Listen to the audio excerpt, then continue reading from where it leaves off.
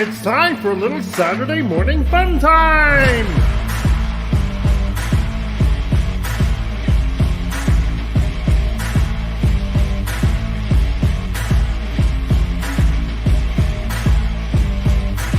Your show manager is Martin Acosta Santana and John Aaron Schmidt.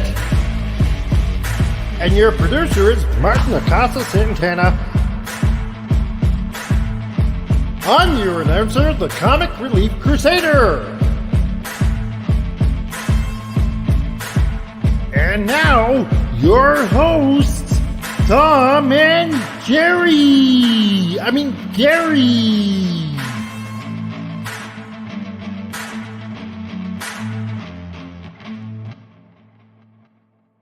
It's not rocket science. Just say yes and we'll move on.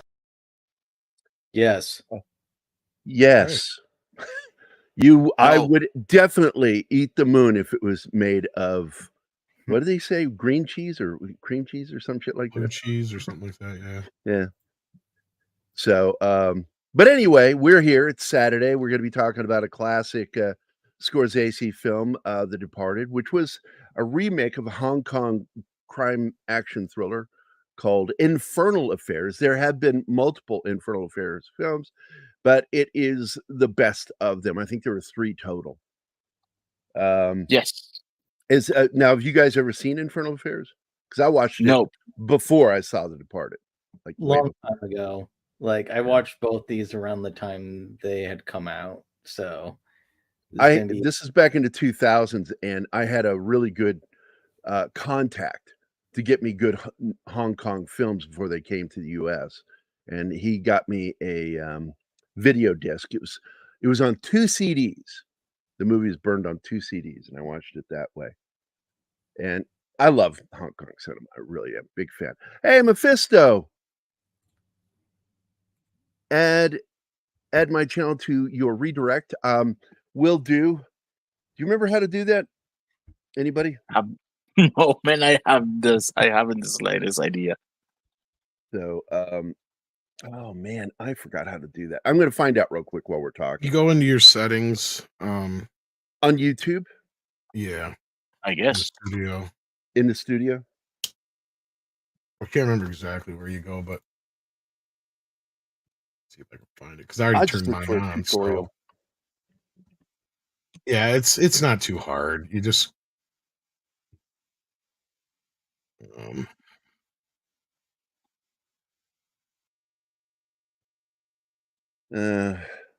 live redirect. How to redirect. I don't want to watch a video. I want instructions. I'm doing the fucking stream. Martin, maybe you can look this up and do it. I was gonna say I think it's either in settings, and then you go into community, maybe. Yeah. So you go into your settings and you go into community in the settings box when that pops up. Then you scroll down in your box under automated filters and all that stuff. It'll say live redirect. You can check all channels. I got to click edit of the video, right? Go into click edit on. No, just go into your studio. Just go into your regular studio on YouTube. Okay. Settings, communities. What was it? You roll down when you're in community. Yeah. And it's about 2/3 down the way. You'll see live redirects. You can click it so all channels can redirect your content. Okay, I'm on dashboard. And you said so it's it under says community? Okay, go to customize or settings, sorry. That little sprocket down settings, on the left. Got it. Now a little thing pops up, right? And you got general, channel, upload defaults, permissions, community. Click community. Yeah. Community. Now scroll down because you'll have like your managing moderators, all that kind of stuff. Scroll down until you see live redirects. Should be right underneath like all your blocked users and all that stuff. Whatever. It says all channels and channels I subscribe. Check all channels. That way you don't have any problem in the future. Oh, okay. So I've got. And this has been YouTubing. Yes. Welcome to another test tutorial on how to redirect. I've got you and Fat Steven are already in there. So what I need to do is add his channel in there. Well, if you just have it for everybody, yeah. Penny. Or should I take you and Steven out to put his in just for today? If you hit whoever's got a live show is who it'll redirect to, right? So it knows. What are you doing? The You what? just go into the settings. I'm in there right now. I'm in there. It says channels I subscribe to that can redirect to my content. Oh, you just check on all channels. Oh, okay, all channels. There we go. That way you don't have to worry about it. Yeah. That way even your enemies can redirect to you if you want them. That should be something. Scary.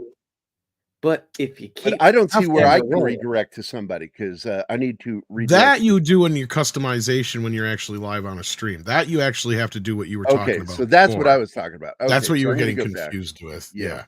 See, because Mephisto wants to send his crowd over here as opposed to No. He wants me to send it to his. No, he's already live. No.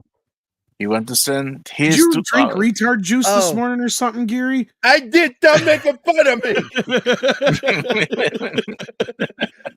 I love you, but goddamn. What the fuck? I lucky I can poop. I guess so. Let's talk about The Departed.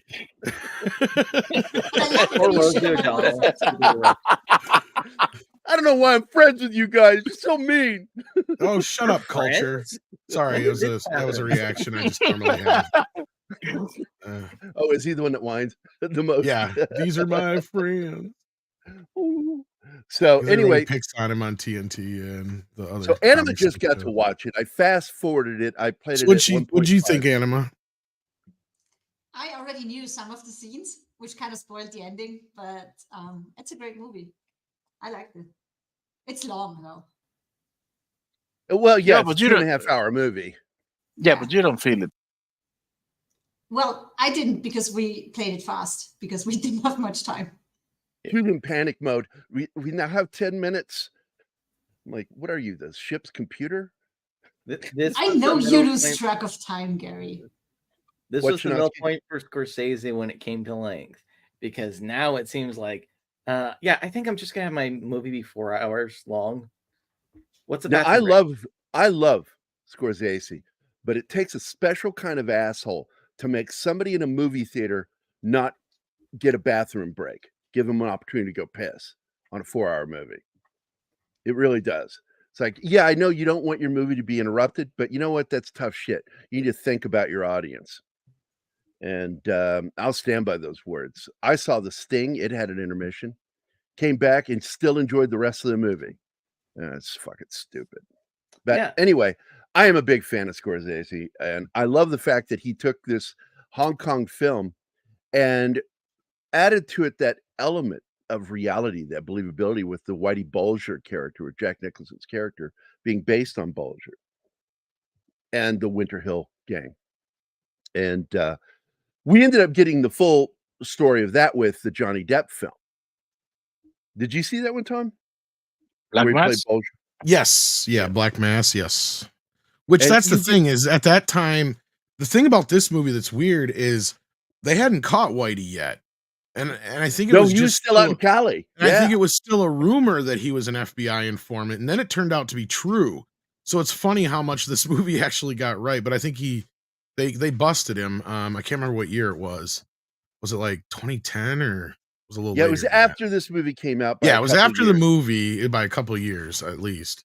Yeah, and kind of cool that he got busted, and because we could finally get an answer to so many of the things that were left up in the air that ended up, like you just said, were confirmed in this movie about him being an FBI informant. It's how he avoided being arrested. And like in the film, he only, now in the film, he says, I only turned on people who were already on their way out. That's not true. He turned on opponents, competitors all the time. Yeah. And I mean, this movie doesn't even. Yeah, you want to see what he was really like? Go see that Johnny Depp movie, and I don't even know if that does it justice. He's pretty fucking scary in that. Yeah, he was a true psychopath, and holy crap, he'd just be like so funny and laughing, and then put a bullet in your head, and Like then the be Joker. laughing again. Like the Joker. She felt funny. Yeah. And did you get the video, Martin, for that? No. Because I couldn't look for it because I'm showing the video, and if I do any looking, we can't finish the video. It starts interrupting the connection. So, but Send it to me via the private I chat. can't find it. Damon, Jack. Oh, funny fact. Hold this on, is I not think I have it. Scorsese's first movie about an FBI informant. I've already got it. Casino. That guy was a rat for the FBI. That's why he didn't go to jail. Oh yeah. So I'm going to show this quick interview with Matt Damon. He's on a show Matt. with Matt Damon. Matt Damon. Dude, we need that clip. Matt Damon. I'd like to know how they found the kid that looks just like Matt Damon. Yes. Right? Like, what the hell? Casting is Even brilliant. the eyebrows. Yeah, and you just blend over from the kid to a grown-up Matt Damon, and it fits perfectly. I'm like, did Matt have a kid when he was like 15 or what? Like, Right. Yeah. By the way, I want to point out this is where Scorsese is the better filmmaker than Steven Spielberg. oh Because God, yes. Oh, one of my first 100%. complaints about the movie Saving Private Ryan was the transition from the guy that looks like he shit his pants at the Oh my God. at the cemetery there. He's walking with his pants baggy, like he shit himself. I didn't like that. well, look, Jaws is my and it favorite transitions film. and it's suddenly we're in the boat and we meet Tom Hanks. So he was intentionally, hey Zax, they were Hi, intentionally Zax. trying to mislead you. And you shouldn't do that as a filmmaker. It's one thing that John Well- Carpenter taught me early on. Don't mislead. And I will say, Jaws is my favorite film of all time, depending on what day of the week you ask me. That's Zanuck and Brown, though, that helped enforce It is, but I mean, and I will acknowledge that Spielberg, pound for pound, probably is quote unquote the greatest in quotations, and I say that just because I mean by box office, prolific. You mean the prolific. amount Yes. prolific, and all that kind of stuff. When we Got look you. back on history, it'll be like the Mount Rushmore is like Spielberg, Hitchcock, so on and so forth. But Scorsese should be on that too, and mine would be like probably like Tarantino or somebody like that. But Scorsese is kind of a proto Tarantino in a way that he took, and this movie is kind of like the penultimate Scorsese, and this is why he hasn't been as good since, in my opinion. Is this was the best he ever got. Now, Wolf of Wall Street is really good, and that kind of finished off his little trilogy of sorts, that you want to call it, the narrative trilogy, which are these films where his characters actually talk to the screen, which would be like Goodfellas, one, and was it Casino? Yeah, breaking the fourth wall. Yeah, kind of breaking the Casino. fourth wall. And sorry, I pounded on the desk and Sadie thought it was somebody at the door. But no, like this movie was like everything Scorsese ever had firing on every cylinder all at once. And you can kind of tell he put everything he had into this. And this is the one that finally won him the Oscar. And granted, it's a friggin' remake on top of it all. And I've never seen the original films, so I cannot compare. Oh, them you've in any never way. seen it? Oh, we should do that then. And I almost don't want to because I love this movie so much. Yeah, because you'll see where everything that was brought over, including the rooftop scene. Because I mean, hands down, this is probably Scorsese's best film. No, exactly. Before you run the interview with, Fuck you, Kyle. Yeah, I was getting ready to play that anyway. Okay. So before I play the interview, I was going to play Zach's video. Oh no, I was already on it. So appreciate it though, buddy. So here's the quick interview with Matt Damon. Matt Damon. By the way, a lot of people don't understand why Matt Damon was played that way in the movie. It's the reason why it's because America, the mask, pure accident. Yeah, it was pure accident because the mask, when it came off the mold, really furrowed the brow and made him It looked mentally retarded. handicapped. He looked retarded, and so they decided to go that way. Which is And funny Matt because Damon I guess claimed. Wait, what? I was gonna say Matt Damon and Ben Affleck are actually friends with those guys. Yeah. And Matt Damon still to this day doesn't understand why they did that to him. And they have flat out said it several times over. They did that for the Absolutely. reason you just said. It had nothing more than to do with they looked at it and it made them laugh. And they probably just sat there and he goes, Matt Damon. And they just sat there and laughed. And then he did it again. And just like guys do. And if you laugh the third time, that's funny. So it's like, okay, that's going in the movie. Anyway, sorry, you were going to say something. It sounded like Martin. Yeah, I was under the understanding that Matt he even wanted to do the line. He wanted to give his voice say Matt Damon. Yeah, which I think would have been funny as hell if he had actually done it himself.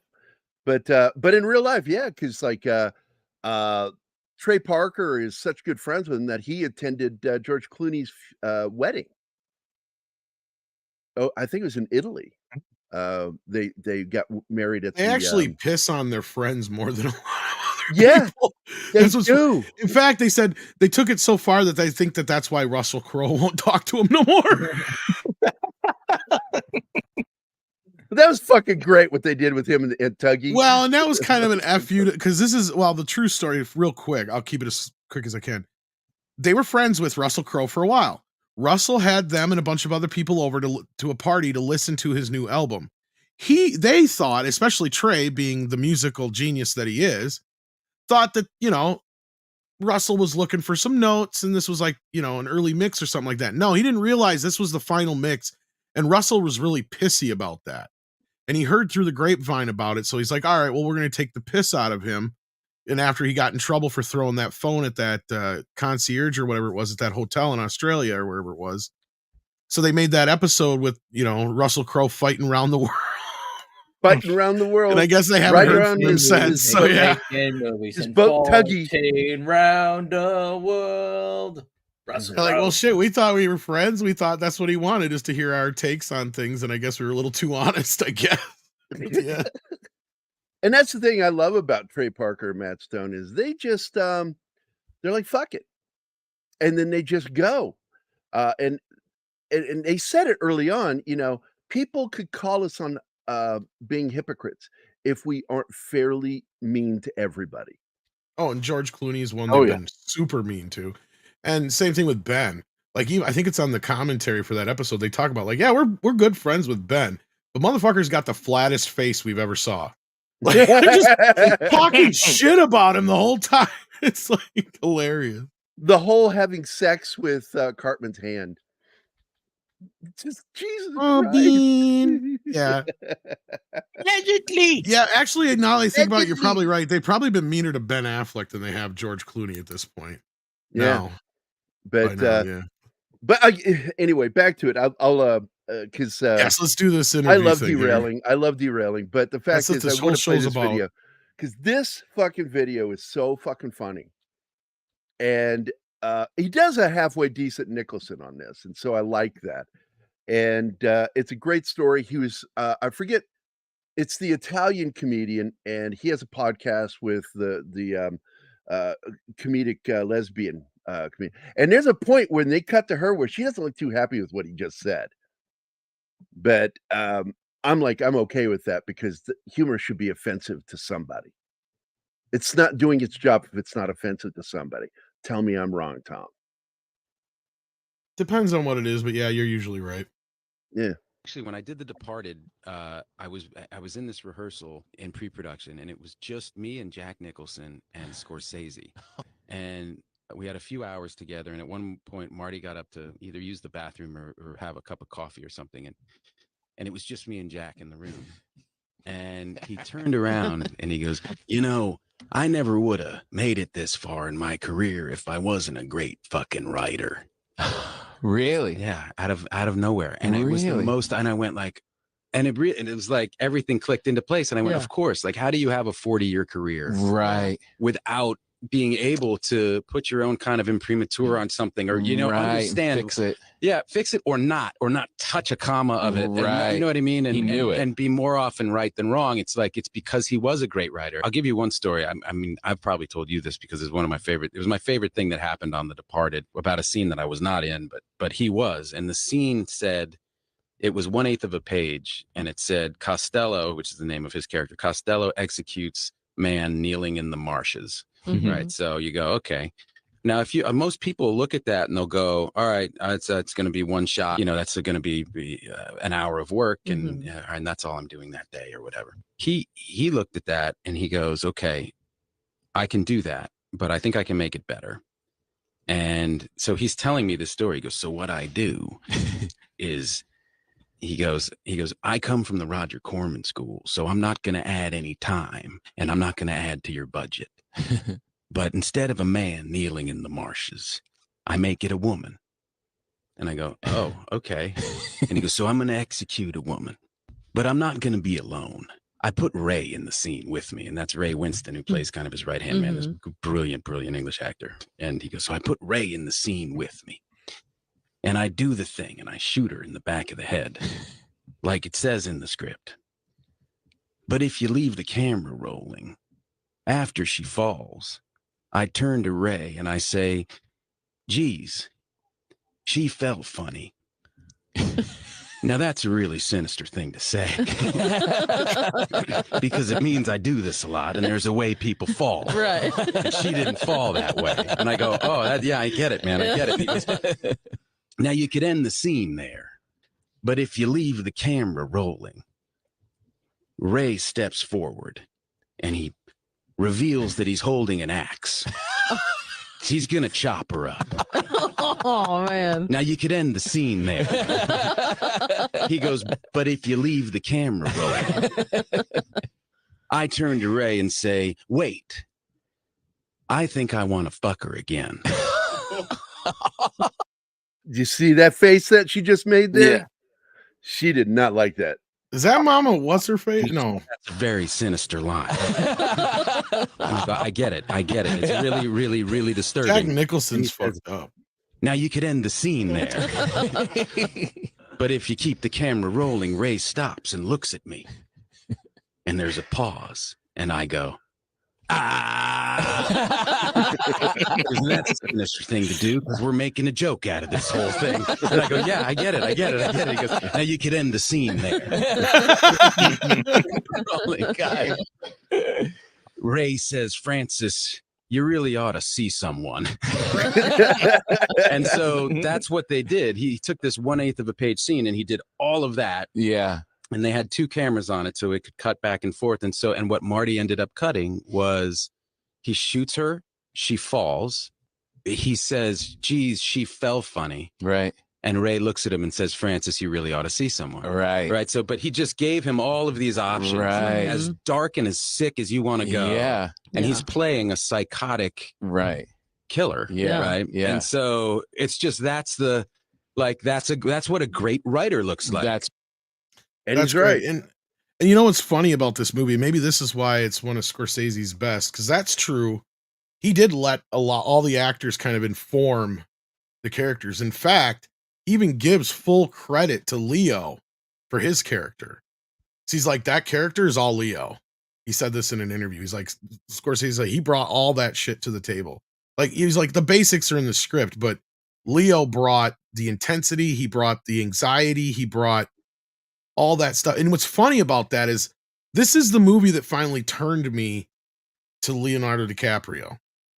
And it's funny you mentioned Spielberg earlier, because the movie that started turning me was Catch Me If You Can, which came out just before this, I believe, right?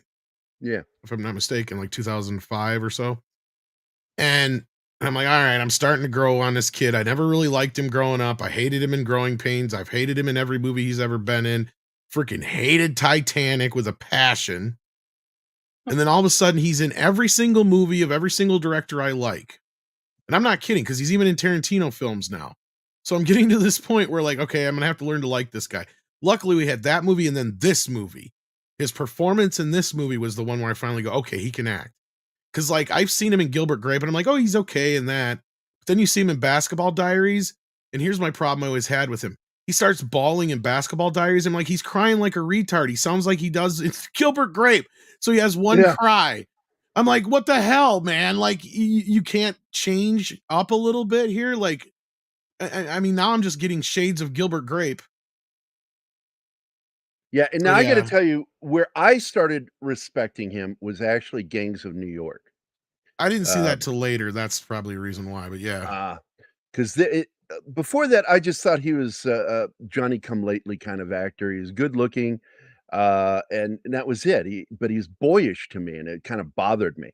But then he's in Gangs of New York, and he plays a complicated character, Amsterdam Valen, and I love that movie. He's older than me, and he still looks younger than me. What the fuck? Yeah, he's very child.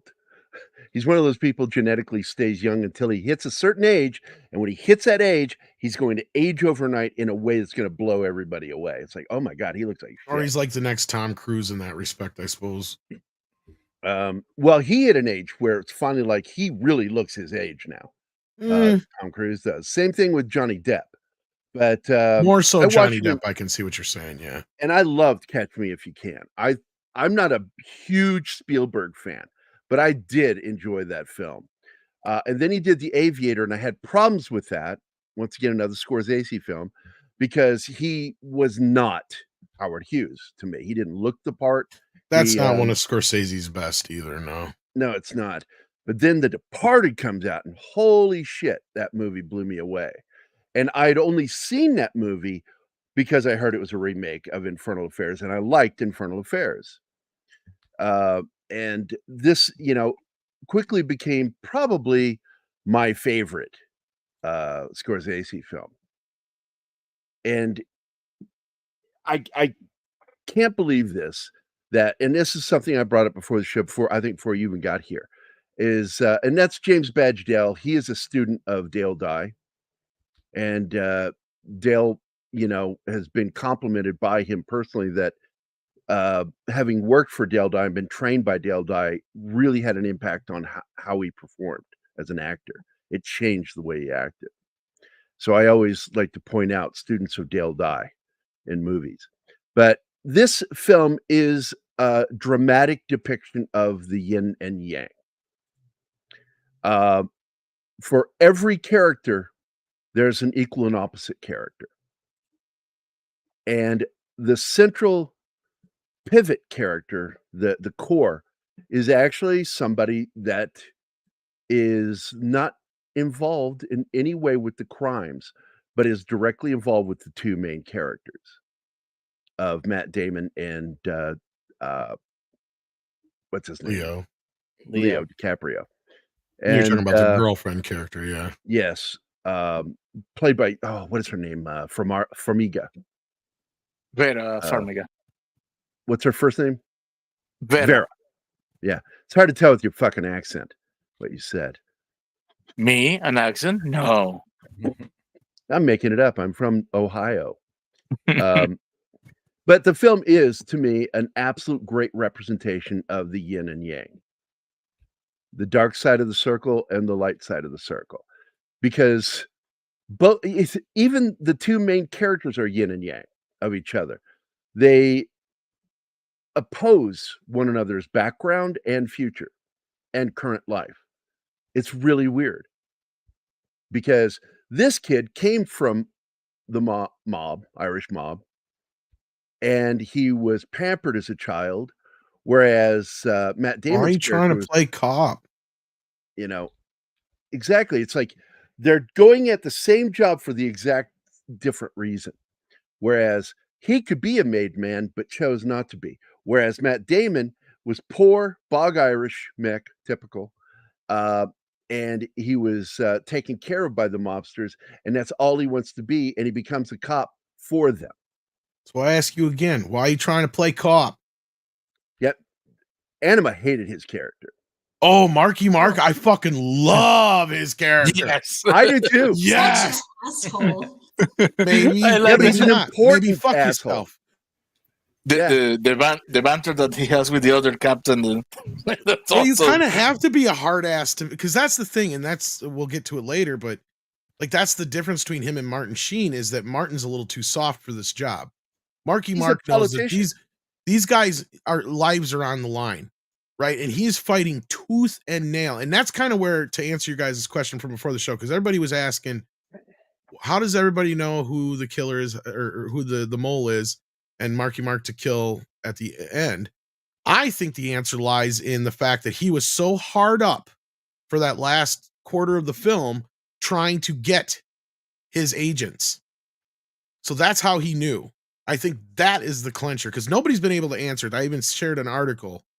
And I think that's the main reason why. I think it's because he knew the whole time, because that's why he left, remember? And when Martin Sheen got killed, he put it all together. He's like, he wants to know these guys for some reason so bad. And that meeting went awry or whatever, and Martin Sheen got killed because of it. And he knows exactly who's to blame. Yeah, because that's why he assaults him.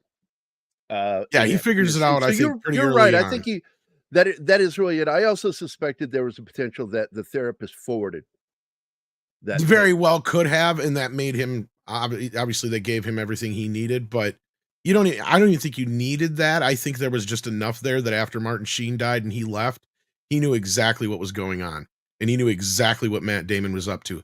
He was suspecting it for the longest time, and then he finally he had enough evidence, because he's a detective, he's a cop, right? He's gonna figure this shit out. Like, that to me, I guess I never asked that question. I didn't realize it was a big question until you guys brought it up before the show, and I typed it in, and I'm like, holy shit, people that there's like 3 articles about this. Well, there's certain people, I swear to God, I've listened to these theories, and one of them is that he was the final rat, and that's why there's a rat on the balcony. No, the rat on the balcony was telling you that it just keeps going. There's always going to be a rat. With That's the all that meant. capital, with the state capital in the background, so the corruption goes all the way. Yeah. Oh yeah, definitely does. Yeah, I always think that the corruption always goes, the other way. Sorry, go ahead, Adam. I'm really certain that the therapist would have used that material. She wouldn't just have listened to it and dumped that shitty boyfriend and not gone further. She would have used that and forwarded it to the right people. Now, I will tell you, there was another show right after this that it was a hit for at least one season, and then it got a second season, then got canceled. It was called Brotherhood, and it starred Jason Clarke and Jason Isaacs as brothers, and it was called Brotherhood, and it was actually a fictional retelling again of the Bulger brothers, because one was a politician, true, and the other one was a gangster, played by Jason Isaacs. So you had these two powerful figures in the story, and it was a really good film. Did you ever see it, Tom? What was it called again? It's called Brotherhood, and it starred Jason Isaacs. I know. And I'm Jason aware Clarke. of the story, but yeah, no, I didn't see that movie. It was on, I think it was HBO or Showtime. Showtime. It was Showtime, and it was a really good 2-season series. It just couldn't go any further because it was more expensive to make than Showtime was interested in doing. It wasn't pulling the numbers that they wanted. Right. In the second season. So it got canceled. But it was a really good show, and it told again the story of the Bulgers. This time including his politician brother. And but anyway, in this, Whitey Bulger serves as inspiration just solely for the character, Jack Nicholson's character. But a lot of this stuff is right out of the Hong Kong film. But if you ask me which film is better, I will tell you absolutely this film is the better telling. It's just a better film than the Hong Kong film, but that's still a really good film, and it's called Infernal Affairs if you ever want to watch it. But here you get to see it again with the family. This is after he's went to jail. They trumped up a case where he gets in trouble, goes to jail, gets out. So in other words, his backstory is true because he can just go as himself because he is so tightly tied into the Irish mob there in Boston.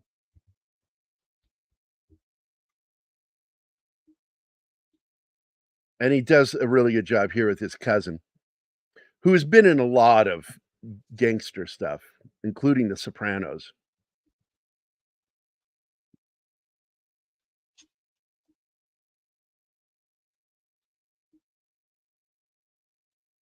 Well, and I know. Did we miss the opening credit? The opening title? No. No, they The showed it. title shows up like 20 minutes into the movie. I was gonna say this is one of those movies that has one of the longest opening title sequences ever before they get to the main title. Yeah. Yeah, and I it think that's is a 20 minutes. narratively driven story because there's You don't realize it that 20 minutes have gone by. It is because Goodfellas still might be my favorite Scorsese movie. I don't know. I'd have to think about it, but the beginning of this actually beats Goodfellas opening, which is one of the more, in my opinion, like that's the thing. Scorsese knows how to start a movie. He gets you sucked in, just like Yep. Tarantino's. Like next thing you know, you realize, oh shit, it's 15, 20 minutes into this movie, and I thought it just got started. See, and that's a sign of you're getting sucked into a good movie.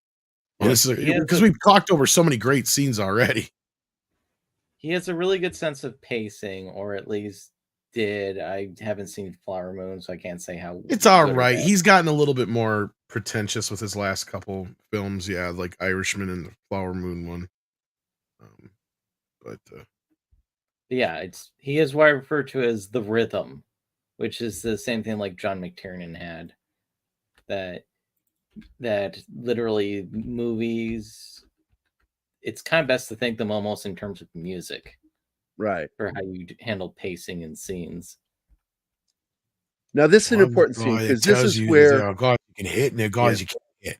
That's not quite a guy you can't hit. That's right. And I love this scene, and this establishes Ray Winstone's character. Ray is great in this film. He has the best death. I don't know if you noticed that in that scene in the beach, the execution, Ray is not only holding a hatchet, he's holding to a saw. Yeah, for bone. Yeah. He's going full butcher. Yeah, and when that scene cuts, he started reaching down to grab her hands. When he's got the axe in the other hand. I just love that. He's got this fucking axe and he's grabbing her hands and then it cuts. I'm like, It's oh, so shit. messed up. Best way to do it. Implications are always better than showing it sometimes. Now, I don't know if I'd feel comfortable doing a movie without Baldwin when he's armed.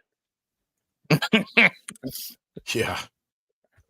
He's the only person in this film convicted of potentially convicted of murder. He's an actual murderer, whether it was intentional or not. What do they call it? Involuntary murder. Yep.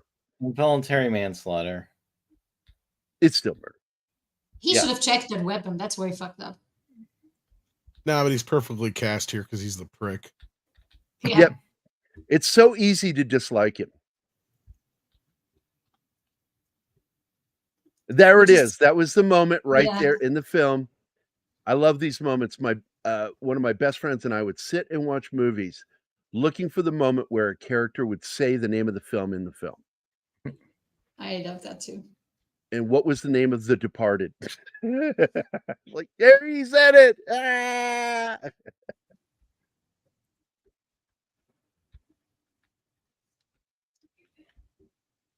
A lot of Mick names in this movie.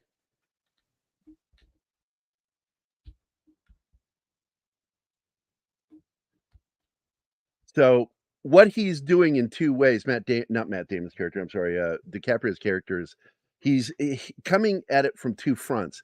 He is going to start doing drug deals with his cousin, and he's going to rough up two Italians at that same store where Matt Damon met. Yeah, the main character, Jack Nicholson's character. You're gonna stop doing fucking drug deals with your stupid fucking cousins?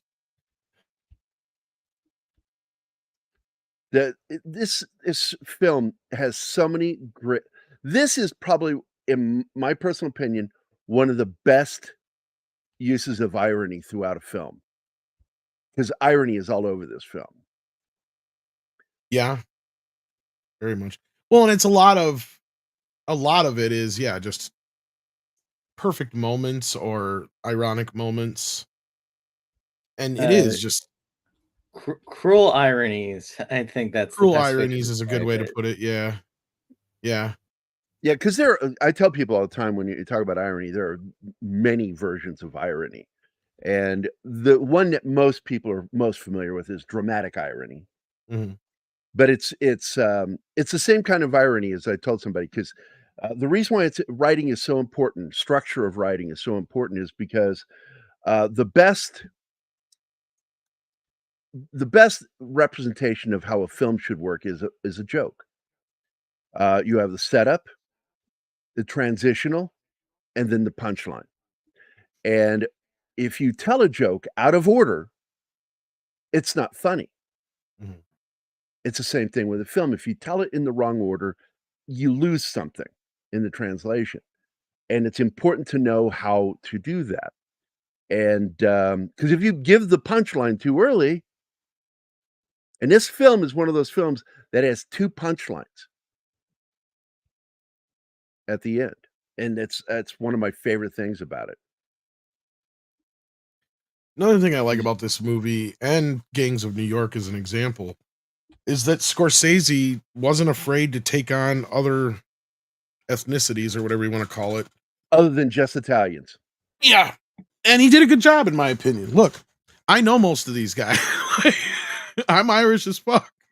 Like, there's a lot of truth in a lot of this shit. And I mean, the way these guys talk, the way they act, it's a lot of people I grew up with, and I get it.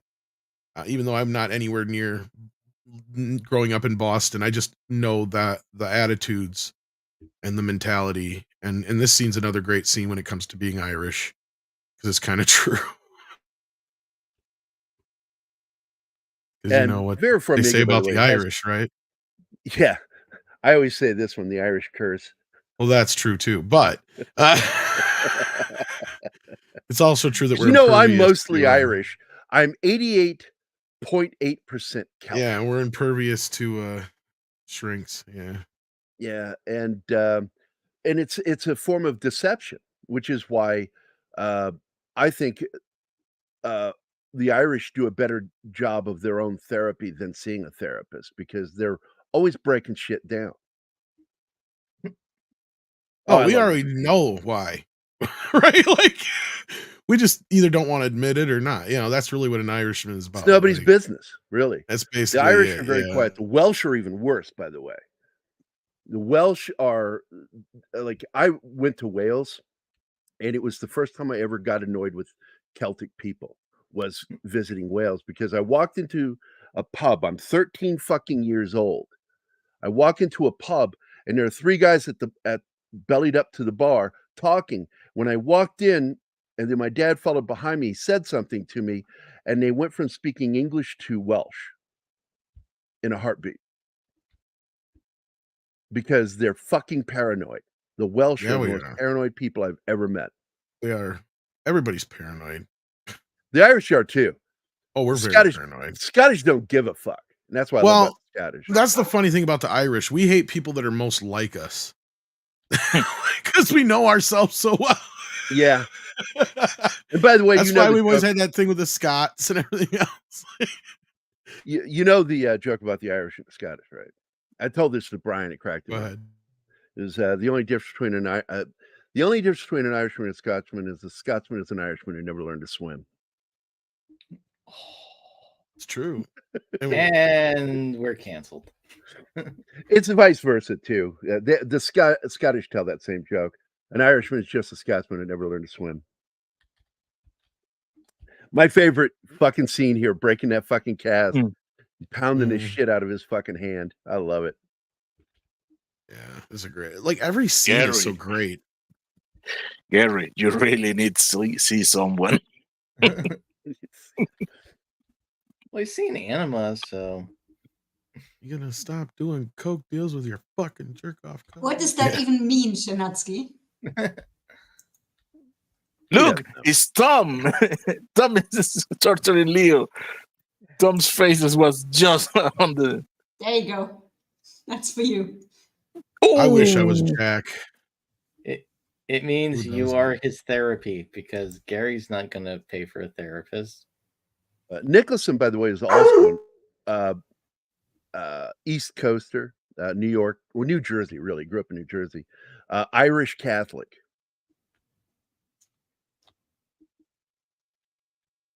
So he was Southern Irish.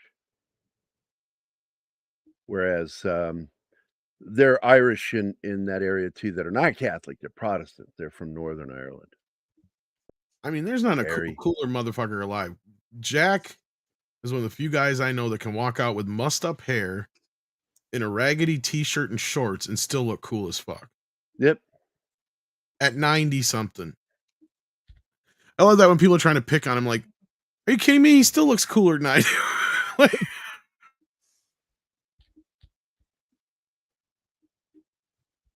absolutely. And yeah, this is a great scene too. He's God a damn it. fucking I love madman. every scene in this movie. Matt Damon's such a little shit in this movie. Well, he's supposed to be, so. And I the know he yin and does it so yang well, yeah. that I bring up again begins with these two characters. DiCaprio and his character are yin and yang of each other, and then it just spreads out to even the characters of Jack's character to Martin Sheen's character. You know, every single character. Ray Winstone's equal is Marky Wahlberg. Yep. Yeah. Smart writing there. You give me a fucking tuba, I'll get you something out. You know, each character has the antithetical character on the other side. I don't know, and I'm going to assume that he fucking knew that when he was doing this. That he was doing a dark, the darker mirror. You know, even Mark Rolston's character, because he ends up being another rat from the police, and at the end of the movie, you see that the other guy was a secondary rat that Costello had in the police. So even those characters are mirrored. and they picked a really good Irish name, Costello. I do like that name. Oh, someone's in the house. Oh, you should probably say hello to our friends in the chat. Oh, that's right. We got people watching us. We haven't said hi to chat yet. Yeah, see, Mephisto is here. 27. Penny, of course, lovely Penny is here. Zach's my brother. Yeah. Let's see. Wade is here. As always, sucking up to me. Gary is awesome. See that right there? Yeah, he likes to play with you. Let's see. Max Demon, of course, is here. Or should we say Max Damon? Max Damon. Tim is here. Did you play his video yet? No. Nope. Because I didn't want to interrupt, but I will do it right now. Hold on. Let me explain something to you. I'm okay with interrupting. No, you're not. I'm interrupting you. Well, and just real quick to interrupt. Like this scene here is a great example of where I think Leo, and this is why I give him so much credit, and I was glad to hear that from Scorsese because I didn't even know that until recently. And because you watch this scene, it's like any other actor, right? Let's take any other actor, Christian Bale, right? Let's put him in this role. He's gonna play it all cool and whatever. Tim Rothman, any of those guys are gonna play it all cool and whatever. Leo knew to come to the board with this thing completely. It's almost going off of what you were just saying, Geary, about how each one on each side has a counterpart. Mm-hmm. Like, look at Matt Damon's character. He's always acting all cool and calm and collective, joking, and like he's in charge. Leo, on the other hand, is always at the edge of of the knife, right? Oblivion. He's constantly on the verge of a nervous breakdown. Yep. He looks like a chihuahua on cocaine. And it adds realism to it, right? Because that's the thing that most movies is like, these guys are like, oh, we're all like cool and blah blah blah blah blah. No, this guy is fucking on the edge because he doesn't really want to do this, but he's doing this to prove that he's not like his family, but at the same time, he's got to act like his family. Exactly. And he's doing it for a long time. And and not only that, he has to live the life, right? So like, and this scene's a great scene because he, hits the guy with the gun, and he kind of goes a little overboard. Out. Yeah. Knocks some teeth out. So, but just look, Martin, I don't care. By what name are you known? There are some who call me Bob. It's Tim. So, hey, Tim. But this scene is great, and it just really does because he is absolutely on the edge, whereas Matt Damon isn't. And it's what's that called? Through a mirror darkly. Yes. That's it. That's the phrase, turn of phrase. Through a mirror darkly is another example of the yin and yang. Parrot Head is here. What's up, brother? Awesome One is here. Let's see who else popped in. Anybody else? Parrot Head with the laziest breach ever. Yeah, well, he doesn't even try. You know that doesn't count. He's Parrot known Head. for his memes, not for his breaches. Yeah, I know. You what? Breaches. Oh man, you have pull up your breeches, boy. if you haven't seen it, you should see the Chief episode on this movie. We had a guess that he was an undercover cop, and he told us, yes, you live like that. It's horrible. This is the worst thing you can do in your life is to be an undercover cop. Every 5 seconds you're thinking, my cover is blown, I'm gonna die. It would have been great to have the Chief on tonight. I think that if you were to approach The Departed as a writer, just through the writing, it would blow you away, because this is one of the, and I brought this up earlier, Scribe, that this film has some of the best use of irony I've ever seen in a film. I mean, something made before 1950 might beat it. Back when, communists were hiding their communism through their writing. Okay, Strapless is on the house, and disavow. I don't know him anymore. Thought I knew you, man. I thought I knew you, man. What's not to love about this movie?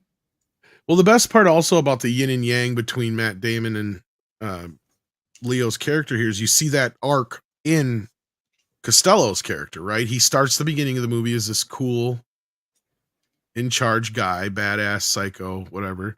Throughout the film, he slowly turns to the same way that Leo is, right? He's nervous and oh shit.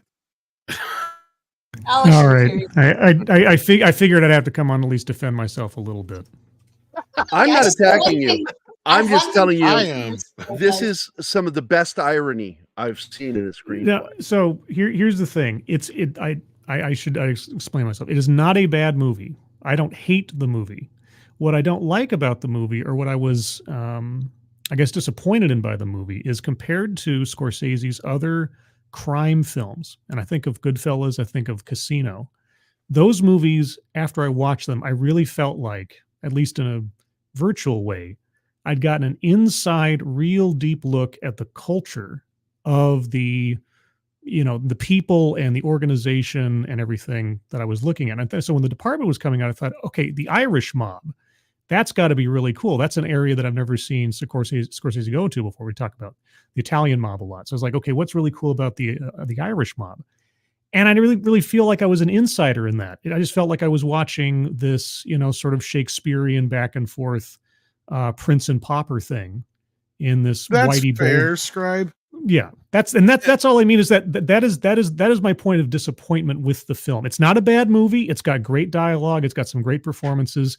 It just didn't feel like I was being an insider to something. I was just watching things play out with the veneer of a Irish mob thing, if that makes any sense. Well, and to be fair, I don't know if you came in earlier.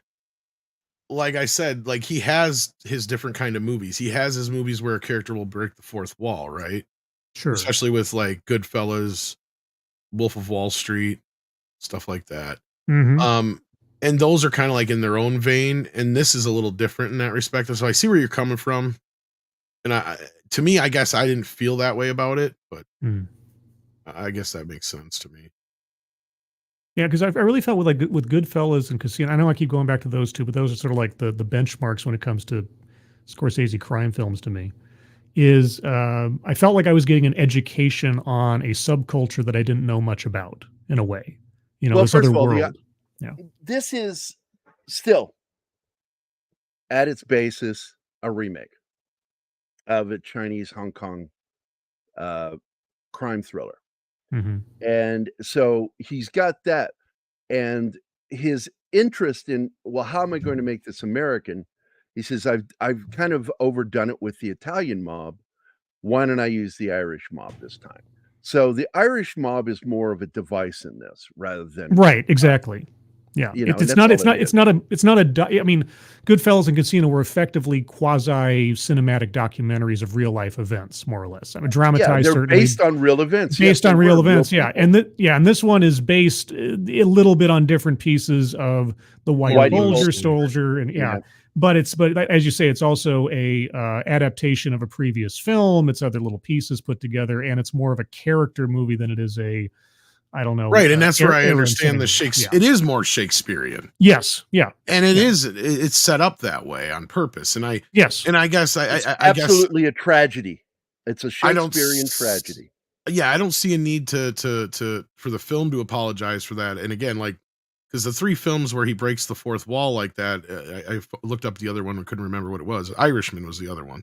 So like, I consider those like a trilogy. Even though Casino goes really nicely with Goodfellas, he doesn't break the fourth wall in that one so much. So, or at all in that one. But like, that's the thing with Wolf of Wall Street and Goodfellas that I think are a little different than this one, is that you definitely feel sucked into that world because you got your main character talking to you through the whole movie too. Sure. And narrating. And I think that's a little bit different than this, to where it is, like we just said, it's more of a Greek tragedy or a Shakespearean, and it is kind of a little bit more of a step back, but I feel like he nailed it as far as the authenticity, especially because that's what we said at the beginning, was it was ironic how much we found out was true about Whitey Bulger after the fact that's in this movie that they were just speculating, right? Like, yeah. So just kind of ironic that it just turned out to be. And I'm sure he talked to some insiders too, in order to create that accuracy with this film. But for each, like I said before, to take you in. I love it when Martin Sheen says that. Sorry. There's an equal and opposite character, and I'm curious if you think that I'm right in my assessment that this is Through a Mirror Darkly, or a great example of the yin and yang. And I put that up here. Let me put. Well, we're out of the studio again. I got to go back into our studio. There we go. The yin and yang in the film, and the central axis is the therapist. She's the axis between the two swirls of the two sides. Thoughts, Greg? I mean, like I say, I don't hate this movie. There's so many layers of masks in this thing between. I mean, on my assessment. Oh, of her being the axis. She's the central axis, and it is a yin and yang. Everybody has I mean, equal and opposite character. Yeah, as far as having a baseboard through which the two opposing characters can, I mean, they have to have someone to play off of in their unvarnished selves, so to speak. And so Costigan is doing it as, her as her therapist and everything, and the other guy is using her as therapy to try to deny his obvious homosexual tendencies. What? Because Matt Damon's character is so he's either just completely impotent, or he's fighting off some other impulses. I think it's the latter, Scribe. I think it's set up in the film because he uses the F word all the time. Yep. There's that scene when he gets the apartment, and he can clearly tell that he's very upset that the fucking guy thinks he's insinuating that he's gay. Right. And yeah, I think and then you have the problem, you can't get it up and all that shit. So yeah. I think you're. No, yeah. That's why I was thinking that it's Leo's son, the baby. Oh, it totally is. Oh, sure, it is. Totally is. It definitely is. Yeah. It definitely is. There's no doubt about that. But as far as her being the access point, yeah, she I mean, just to be sort of utilitarian about it, she is the mechanism by which we find out about the psychology of our two characters, because they're playing off of her, right? And how they interact with her. Like it's weird because like Costigan is being false on the outside when he's not around her, and when he's with her, he's being honest. Matt Damon is being false to everyone, including himself, in denying his own, reality and everything. So yeah, somebody's using lies for virtue, other ones using lies to defend themselves in a way. Yeah, because Matt Damon's not being honest with her, and he is. And that's the thing, because the first time I saw this movie, I didn't hate her character, but I didn't care for her character as much. Because I'm like, looking at her like, she's a little tramp. Like, what the fuck? But as you see the movie, you can kind of see the difference. And it's more like, okay, she meets Matt. You can tell he's a good looking guy. He's got a good career ahead of him. All these things that would normally make a guy attractive to any, woman her age. And then she meets somebody like Leo, who is actually being honest with her, right? Like she can actually see the vulnerability in him, and she attaches herself to that. Yeah. And you can kind of tell where they were a doomed relationship from the start. Yeah. But it's also one of those things where you kind of want them as the audience to see them get together. And like, that's where I think because the first time I saw this movie, it was just like, whoa, what the hell did I just watch? Because I wasn't sure what to think. And then I watched it again and again and again. And like in a week, I ended up watching it like 3-4 times because I saw it in the theater and I had to wait for it to come out to video to see it again. But it was like at first I'm just like, I don't know. And I'm just like, okay, I'll watch it when it comes out on video. Because at that point, I just kind of dismissed it as, a mid-level Scorsese movie. But I don't know if you saw the beginning or not. But like I said, this is probably next to my favorite of his films. I'd say Goodfellas, then this, then, like maybe Wolf of Wall Street or something like that. Like then Casino or something like, yeah, that's where I'm at with him. Like those are my favorites. But I mean, I love almost everything he does. So like, to me, this is kind of his Tarantino film to me, because I say that because Tarantino's one of those, every damn time he comes out with a movie, I don't think I liked it. And then I watch it again and again and again and again. And every time I watch it, I find myself loving it more than I did the time before. And the same thing happens to me with Scorsese. So it's like, it never fails. Every time I watch it again, I like it even more than I did the last time. So. Yeah, I mean, Costigan is making a sacrifice for the betterment of others, effectively, whereas Matt Damon's character is just being false all over the place because he doesn't know any different. Oh yeah, like he's been lying since the beginning of everything, having been caught up in I forget Jack Nicholson's character's name all of a sudden, but Costello. Yeah, but so she attaches to that because and this is just my reading of it, is that in her role, she's having to take on other people's sorrows all the time. And so in a way, she's also sort of a sacrificial, not to go too far, but maybe almost like Christ-like figure in that way. She's having to carry the burden of other people's secrets and all that. She's a sin eater. I would actually go farther to say she's more of the Mary figure, or like the Mary Magdalene kind of figure. Okay. And he is the Christ figure in Leo, and yeah. Okay. Damon would either be the Judas, yeah, or whoever you want to put there, yeah. Yeah. But they're in a codependent kind of relationship, which is just, doomed to failure from the start. And she gets to carry his kid afterwards. Yeah. Oh, boy. Well, that's funny about afterwards, because that brings us to, I don't know if you guys saw that story that came out more recently where Scorsese had said that this was one of his last dances with studios, at least with Warner Brothers, especially because they wanted him to make a sequel to this. So they wanted one of the characters to live. How? Yeah, okay. So the story came out, and I'm like, what the fuck? And it was just like a blurb. Well, then I got this 4K just came out like 2 weeks ago. And on that 4K is this new interview with Scorsese where all this stuff comes out that I had said earlier and this now. So it turns out what happened was Alan Horn called him before they started shooting. They were in pre-production, getting ready to shoot. I think they were a week or two away from starting shooting. And Alan Horn says, can you let either Matt Damon or Leo live? Because we want to do a sequel in case this is a hit. And Scorsese, I guess, either hung up on him or told him to go fuck himself, I guess, depending on how you want to take it. Good for him. And he basically walked away from the project. And then he said like 2 weeks later, he got a phone call. He didn't specify who, but I'm assuming it was somebody above Alan Horn at the company saying, we can work this out, do it your way, blah, blah, blah, blah, blah. Because like the more I learn about this movie, the more I'm learning about how much of a group effort this film was. And that's what I love about it. Because I don't know if you caught the earlier part of the conversation, we were talking about how Leo brought this whole character to the table. And we learned from that interview that Gerry played with, that was great, that was with Matt Damon, where he was talking about how basically Jack Nicholson rewrote all his stuff too. And it sounds like Scorsese was all cool with that and he encouraged it. So I mean, to me, that's what I think is strong, and why this is such a strong character driven film. And even Scorsese says that in the interview that I'm talking about. He goes, there's a lot of plot.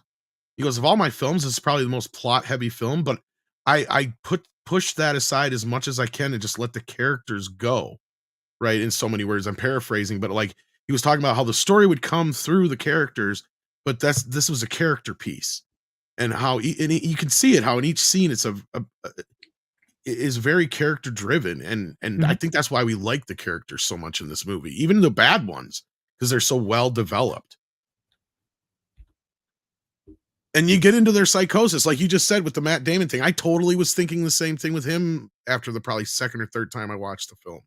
Right, I was picking up on a lot of that stuff. Yeah, well, I got that. I saw this in the theater, and I got that when I saw it because it was just kind of like, especially the part where he just couldn't perform in the bedroom. It was like, right. You're drawing the contrast between, Costigan, who is like the sacrificial and very manly man and everything, and then you got the straight-laced cop over here who has to put on this show, not only for his superiors all the time, but also, I mean, he's trying to prove something to himself that he's still somehow a good person, but also like a functioning adult and man in the world, and he's using her as sort of a testing bed for that, or to show off as a beard or whatever.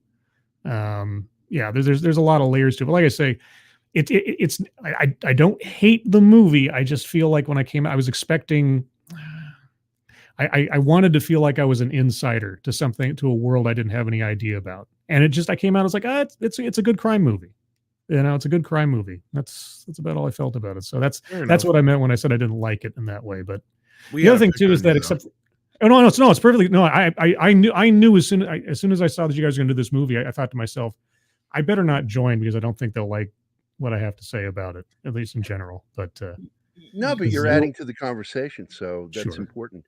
Sure. By the way, this is from Parrot Head to you and me, Tom, and I'm going to correct this on screen. Clearly, I'm the power bottom in our relationship. Yeah, I don't know where. Yeah, you're gonna have to flip that a little bit.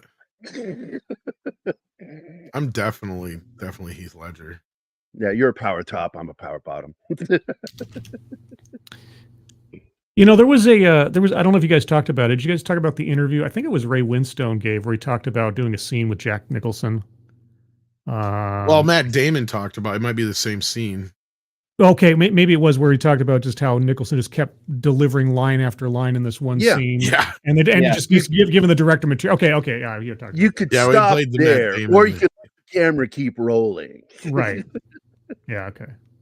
I love that story. It's a great story. Felt funny. Yeah. Well, you know what? For you, I will play it again. Oh, okay. It is pretty funny. Just for me. Let me do this and set it up. It's in the queue. Yeah. I will now present share screen.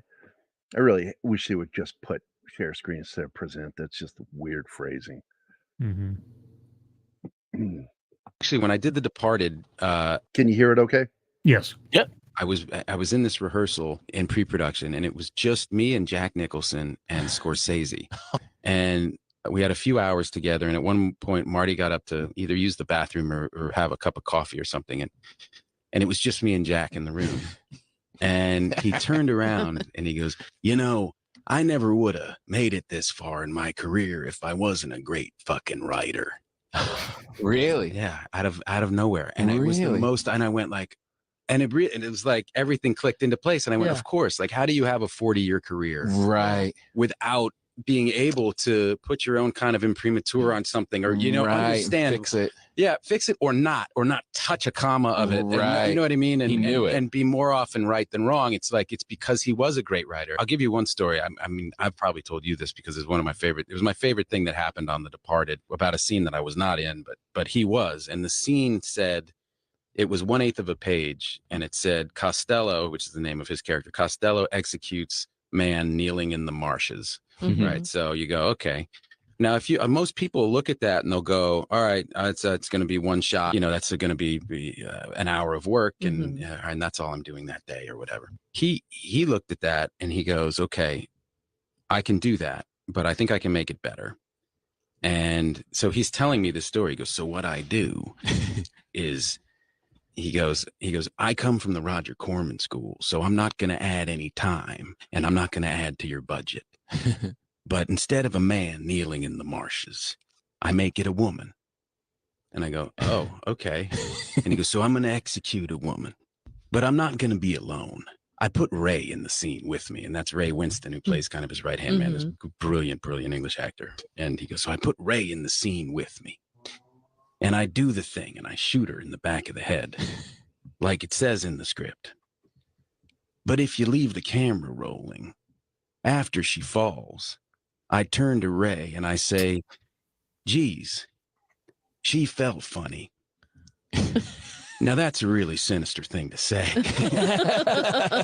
because it means I do this a lot and there's a way people fall. Right. And she didn't fall that way. And I go, oh, yeah, I get it, man. I get it. He goes, now you could end the scene there, but if you leave the camera rolling, Ray steps forward and he reveals that he's holding an axe. He's going to chop her up. Oh, man. Now you could end the scene there. He goes, you leave the camera rolling. I turn to Ray and say, wait, I think I want to fuck her again. Now she ain't laughing at that one. Yeah. Did you notice that? Yeah. I love this story. That's eyebrows go up is a sign that she didn't like that. That's an oh really? Now that's a very sinister line. I get it. It's really, really, really disturbing. And he says, now you could end the scene there. But if you keep the camera rolling, Ray stops and looks at me. And there's a pause. And I go, because that's a sinister thing to do because we're making a joke out of this whole thing. And I go, yeah, I get it. He goes, now you could end the scene there. But if you leave the Ray says, Francis, you really ought to see someone. And so that's what they did. He took this 1/8 of a page scene and he did all of that. Yeah. And they had 2 cameras on it so it could cut back and forth. And what Marty ended up cutting was he shoots her, she falls. He says, geez, she fell funny. Right. And Ray looks at him and says, Francis, you really ought to see someone. Right. Right. So, but he just gave him all of these options, right, as dark and as sick as you want to go. Yeah. And he's playing a psychotic killer. Yeah. Right. Yeah. And so it's just, that's what a great writer looks like. That's right.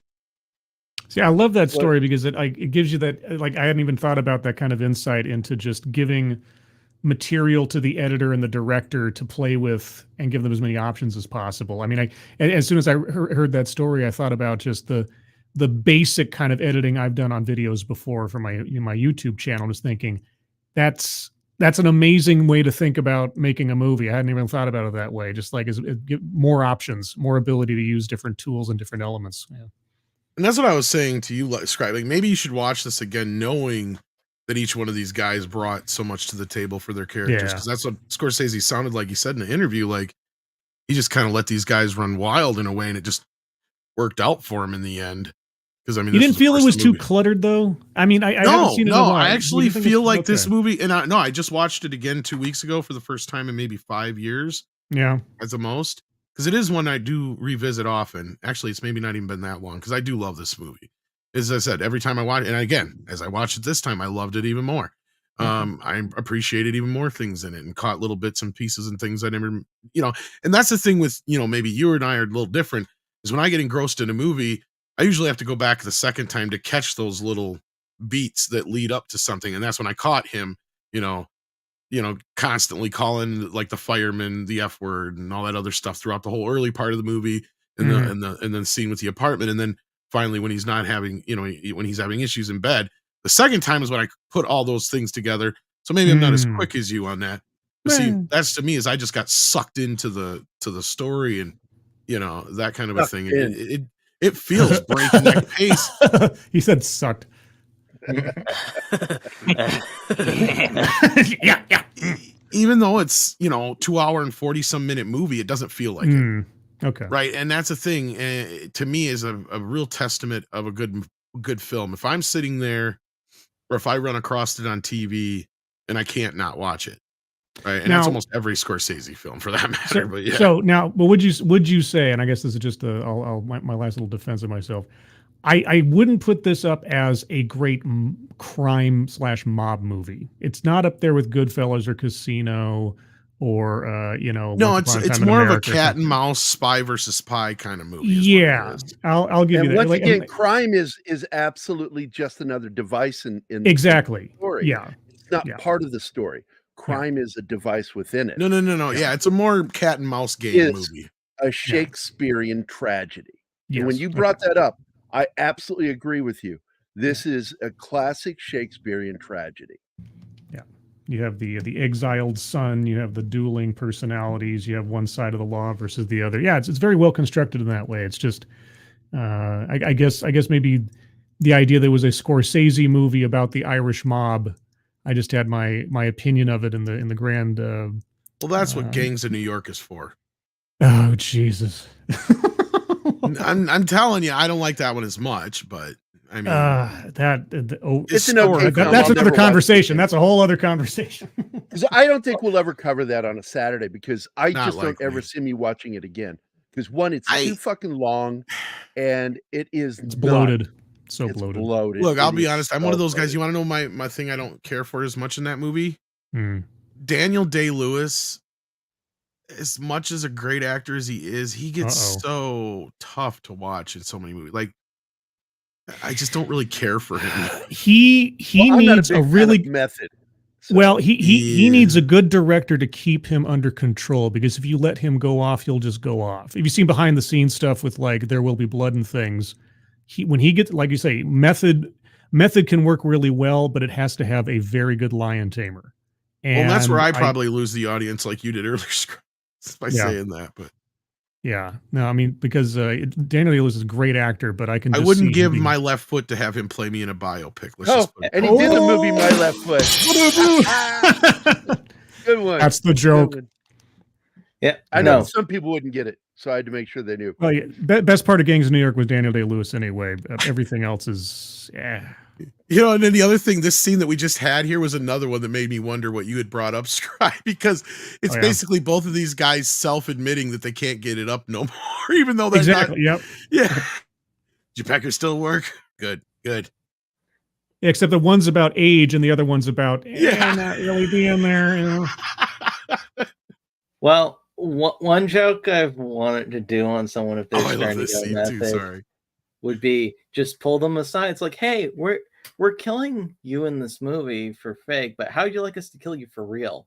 I mean, we want to be as believable as possible, right? That kind of method. Die by the method. Yeah, that kind of method.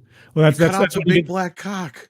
Well, that's when you get somebody who's actually done the deed in real life to play it out, like when they got when Christopher Lee advised Peter Jackson on how to stab somebody in Lord of the Rings, or I think actually was Casino, where they had to do a scene where what's his name? He had to be popped off, and the guy who was supposed to play the hitman wasn't there, but one of their on-set advisors, who used to be a mobster, said, "I'll do it," and he steps in and actually does a hit right there on the film. It's great. Wow. Yeah, it was the. Well,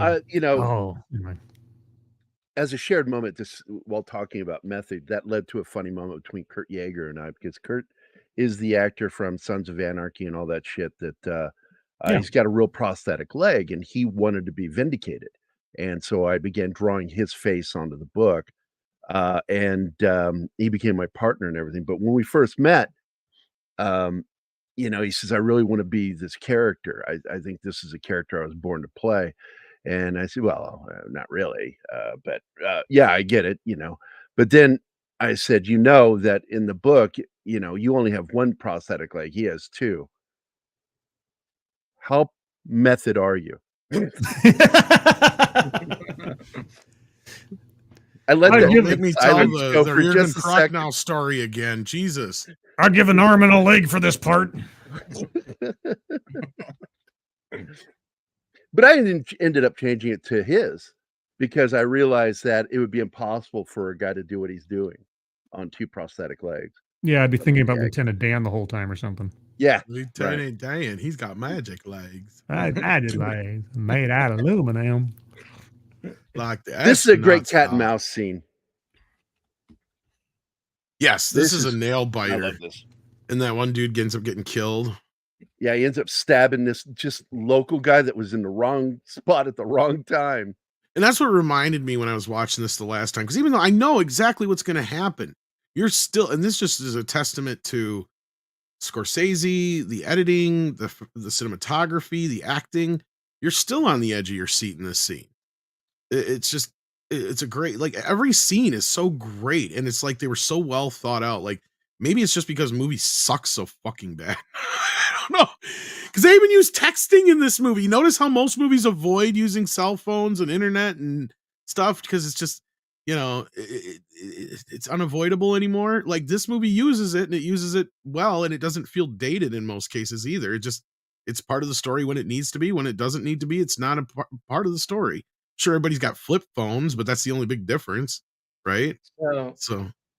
So then, do you think that Kathleen Kennedy's treatment of the Star Wars series is a way of making the Star Wars prequels look great? Do we really need to start that argument again? Oh man, discussion. I had an argument with somebody about the Acolyte this morning. I don't want to talk. I was going to say I want to go one Star Wars day without talking about fucking Star Wars. That's what I want for Star Wars Day. All we need is Jack Nicholson in a Star Wars movie. That's what. Yeah. Ever tell you about the Sith Lord? I'm Palpatine's older brother, Jake. Where did they teach Jedis like you? I'm Darth Plagueis. Jack Nicholson. I'm Darth Plagueis. I didn't choose the name myself, but you're really starting to freaking piss me off. You were doing Matt Damon there, weren't you? Matt Damon. I am Darth Plagueis. I'm Darth Plagueis. Yeah. I can't do Matt Damon and Jack Nicholson at the same time. No, I don't think anybody could, except for maybe Vera Farmiga. Here's Palpy. I'm just trying to think now, like how could they do a sequel to this movie now? I'm trying to figure out, like, okay. Well, that's where I don't even know where Alan Horn even got off going. Where are you going to go with this sequel that supposedly has somebody left alive? It'll be his fucking kid 20 years later. Who's left alive in this, though? Yeah. That's the funny thing is this is the 20th anniversary of this film, guys. Believe it. That was the point I was making with the cell phones, the internet, and all that stuff. And yeah, this is 20 years old. I thought they were going to follow the final rat over the baton. Well, almost 20 years old, 18. Okay. Oh, that's what it is. It'll be a Disney animated film about the rat. That's what I would do. No, Disney would remake this with literal rats in the movie. I know. It would be like Fievel Goes West. Ratatouille 2. With rats as the hero. Yeah. So it just picks up immediately where the movie left off, and then suddenly we see the real life rat or the CG rat or whatever suddenly transition into a cartoon rat, and then we just continue the story from there. Yeah. Is this the scene where he eats Deratted? the fly? Yeah, right here. And we'll have a song like Somewhere Out There. It will be called the Deratted. The Deratted, yeah. Deratted. Oh my God, no.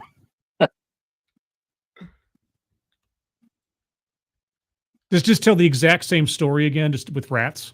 There you go. Yeah. That's what I was saying. That's what Disney would do. Yeah. And Nicholson's character be Ratello, right? We got Ratello and Moustigan and Ratello. Yeah. In fact, to be even more ironic, just do a straight across the board remake, but with rats. Yeah, exactly. That's what I mean. Same script, same dialogue. Well, except you have to kitty-eyes a lot of things, and then you'd be set. They can kitty-eyes it like they did with the movie Bugsy Malone. Instead of machine guns, they had splurge guns that fire whipped cream. There you go. You ever seen that movie? Back in the 70s? No, but that sounds vaguely erotic. It was trippy. Jodie Foster's in it.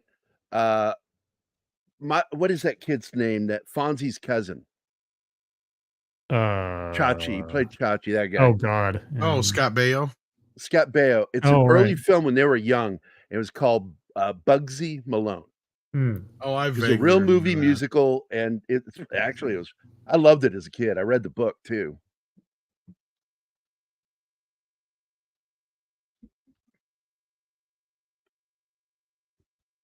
I think I broke everybody with that one. No. Hey, Boosh, always good to see you. Boosh. I didn't know this, but it makes sense with Jack. He refused to wear the Boston Red Sox hat. Oh. I'm not wearing that fucking thing on my head. You know you have a serious sports fan when they do that shit because it's not the first time. New York Yankees or there ain't no hat. And it's like nobody for Boston would wear a New York hat. I never really liked the fisherman's hat he ended up wearing in those scenes, though. I'm kind of goofy. Well, he's supposed to be trying to run incognito, but yeah. Yeah, boy. Calls more attention to himself, if you ask me, yeah.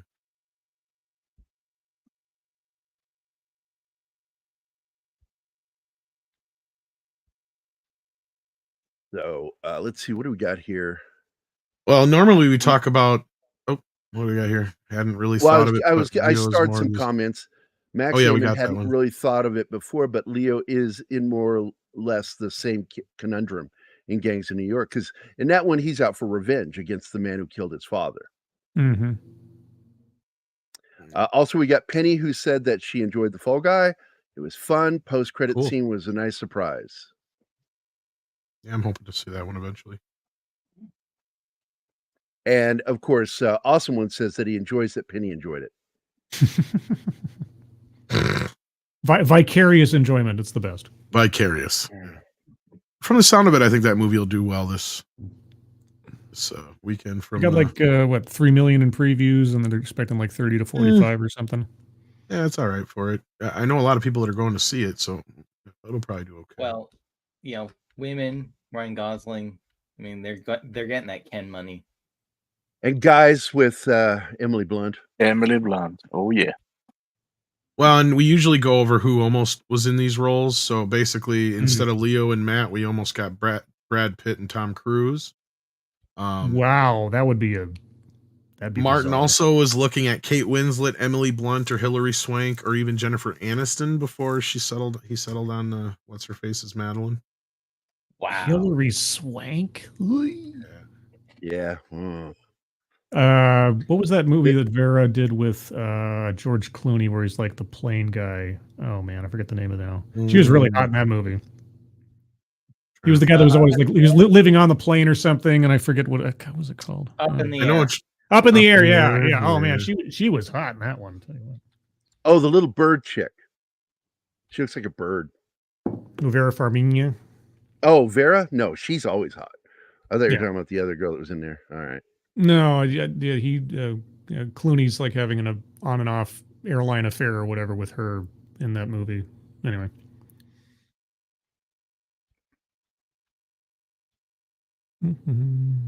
Now that guy was on Sopranos, if I'm not mistaken. We just saw.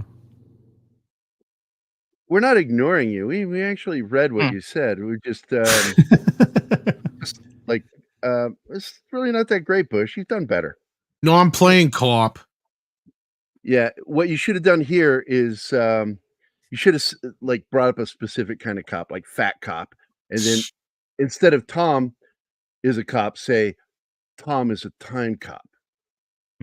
Wait, Fat Cop sounds like a great title for a movie. Time Cop is a good movie. Dennis Leary was almost Mark Wahlberg's character. Really? Oh, wow. Okay. They couldn't do it because of Rescue Me. Yeah. Thank God, huh? He would have I don't think overacted he could have done it. Yeah. No. He would have done it right. Yeah, this is one of Marky Mark's best in this one. No, you don't put somebody who has that attitude to begin with naturally into that role, because then it just comes across as part of their act. Yeah, his brother, Mark's brother, was born with the actual acting chops. Donnie? Yeah. Yeah, like, whenever I think of Donnie Wahlberg, knew that was Donnie Wahlberg at the opening of Sixth Sense. I was just about to say, I was like, the first time, every time I think about Donnie Wahlberg acting now, I just think about the absolute chameleon pull he did at the beginning of Sixth Sense. I'm like, wait, yeah. was who? That blew my fucking mind when I saw who that was. I'm like, get out of here. And I went back and watched again. Fuck off. That is him. Holy shit. That's crazy. This is a great death scene. Just splashes blood all over DiCaprio. He's just covered in blood, and he bends over to the puddle. Yeah, Gary, you really ought to see someone. No, he's right. That's a great scene. And he almost loses it. You too want to see on someone. There's a We're reason seeing they're each in a other. That's enough. relationship. We're seeing each other, Martine. We are our own compounding support the group. issue. Does Martin Sheen ever die in most of the movies he's in? I think he rarely ever does. As much as I wish he would, no, he doesn't. No. He's a commie. I have trouble with him as a person. I mean, he Great should have. actor. Yeah, in Cadence, man, I thought he was going to get that. Nope. Nah, man. A movie I'm considering doing on Military Monday with him is the made-for-TV drama based off the actual events and actual testimony, The Execution of Private Slovak. It was the only execution of an American soldier in World War II. Oh, Yeah, we've talked about that one. Doing that one. Donnie's co-stars on that series with the Blue Bloods. If you don't know I've who only he seen is. clips of that one. Yeah. I've watched some of it. It's a good show. Don't get me wrong, but I'm not a big fan of that kind of drama. A cop family, just not that interesting. Is that the one with what was it? Magnum PI guy. Tom Selleck? Yeah. Magnum PI. Magnum PI guy? Like brain just didn't work for a second. Like No, my connection brain only doesn't thing. work, but I never forget Tom Selleck. My brain Down can Under. break down, but Tom Selleck is still in there. That's a little gay, Gary. And is this Tom Selleck in the room with You us now? think? Little gay. Now, this is a great moment, by the way. And I told Anima that this is the guy from Aliens that played the other Yep. machine gunner. Drake. Drake. This is such an important, integral moment in the story because he knows he's the rat. Mhm. Because he's a Because he rat gave him the too. wrong address, and he still showed up. Tell me why I didn't tell nobody. And he died just on time not to get shot by him. Because he wanted a deal, is what he was going to say. He wanted a deal. Mm-hmm. I'll turn state's evidence, but he ends up fucking dying anyway. Oh, Leo's character is relieved that he doesn't have to kill him. Yep. That's what he hates most about the whole undercover thing. All the shit that's happening around him. Yeah, because he watched the guy get murdered right in front of him. Yeah. So the other thing I thought when I first saw this movie that might have taken a little bit of the bloom off the rose, I guess, is I felt that it was a bit too wannabe Donnie Brasco in a couple of ways. I think I'd just come off of like Donnie Brasco, and I thought the undercover cop, being pulled between this, that, and his real life, and the loyalty to the people, and all. It felt just a little bit derivative at the time, but I guess that might not be. That might not I be fair. think that's the assessment's wrong because Mhm. Donnie was torn because he really liked the mob guy. Yeah. This guy is not torn in that way. He's torn having to pretend like this. Right. Be involved with it. It's an opposite thing here. Like I said, it was at the time kind of thing. I think it's just a matter of the moment that the movie came out versus because it has been a few years since I've watched this. So, and Matt, my one of my best friends and I, we had this competition watching Val Kilmer biopics versus Johnny Depp biopics as Okay. to which one was going to win the contest, because it seemed like they were competing with each other who was going to do the better or most biopics. And I think Depp ended up winning. But there was a point where, because I think the last Val Kilmer biopic he did was the Hollywood when he played John Holmes and the Murders. Wonderland. Woodland Apartments. Yeah. Wonderland Yeah, Apartments. I got a copy of that somewhere. That was a kind of. It's a good movie, dude. It is a good film. No, yeah, that's another conversation. I'm not going to say it's great. Yeah, no. If you hear me say good, I'm deliberately avoiding the word great. Okay, all right, fair enough. I think that it's a very good film. I don't think it's great, but I do like the film, and Kilmer's performance in it is outstanding. Yes, I think Depp gets handed better quality biopics. Maybe he has more opportunities with those than the ones that Kilmer got. But, well, that's just it. Depp is the more serious actor and didn't piss people off. Yeah, he's more high profile and generally speaking, easier to work with. Yeah, that has been Val Kilmer's biggest downfall. Was that he would piss producers off, executives. It wasn't the directors. that he had to worry about. It was the executives that he pissed off. Oh, one thing I got to mention, bring up Val Kilmer. Have you ever seen his movie Spartan? Yes, I love that fucking movie. Okay, did you ever watch? Who wrote and directed it is why. Meme, yeah. Did you ever watch? You've heard me say this before. He's yeah. Literally one of my top 3 favorite writers of all time. Did you ever watch Spartan with just the Val Kilmer commentary on? No, but I bet it was. Oh, dude, it becomes an entirely different. It becomes the funniest comedy ever. Val Kilmer rips Meme apart. He calls him David Meme. He goes throughout the entire thing, and he changes the entire tone of the movie. It is a hour and a half or 2 hour Val Kilmer stand up in the commentary, and it's a completely different movie at that point. I cannot recommend it more highly. If you've seen Spartan, watch it with the commentary. It's great. I do know that Mamet shit on him back. Oh yeah, sure. Telling the story on set when he was complaining about a line, and he turned to Kilmer and said, "Say the line the way it's written, or I'll get Emilio Estevez in here to replace you and do the line right." Well, he shut Val Kilmer down. His best little story is like, and I'm paraphrasing slightly. He says the great thing about David Mamet is that he is flexible enough that on the day of the shooting, he'll if something about the scene changes or something about his vision of the characters changes, he'll have new lines written right there. He'll have new scenes constructed right there. In fact, he brings his daughter on the set to do it. She's 6. And it's just so flat and so dry. It's so good. It's so great. Wow. How does that rate to compare to the Total Recall commentary where Arnold is literally just saying exactly what is going on in the movie the entire time? Oh, this is the scene where yeah. No, it's much better. It's much better. Val Kilmer in that thing. I cannot recommend it more highly enough. You get 2 movies for the price of one if you get the DVD or Blu-ray or whatever of Spartan. Watch it the first time. Great little Bourne Ultimatum kind of movie, spy movie or whatever, action suspense, and then you watch it with the commentary on it. It's one of the best comedies. It's like it's sort of like a prequel in a way to the kind of riffing you get in Kiss Kiss Bang Bang from Val Kilmer, because it's so good. It's so good. One of my favorite films of all time. Yeah, not to go too far off the trail of Departed, but that's obviously too far. Yeah, but I'll bring it back in here because we're coming up on some really good stuff here. Things are beginning to fall apart for both characters. They're aware of one another, and they're narrowing down who each the other is. And this is the big scene.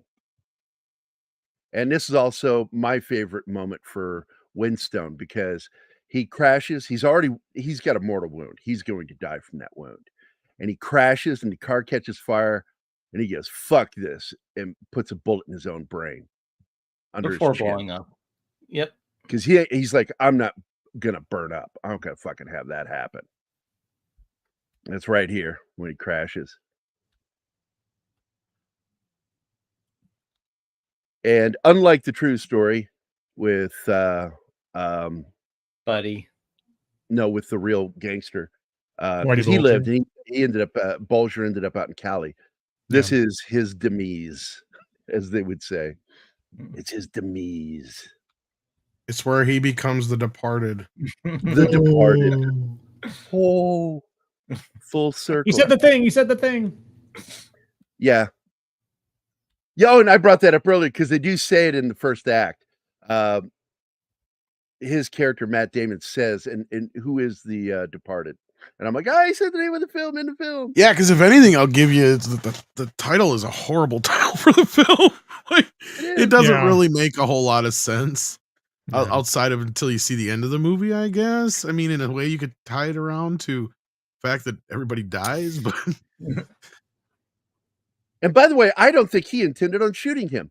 It's because Costello lifted his gun and shot at him that he fired back. Yeah.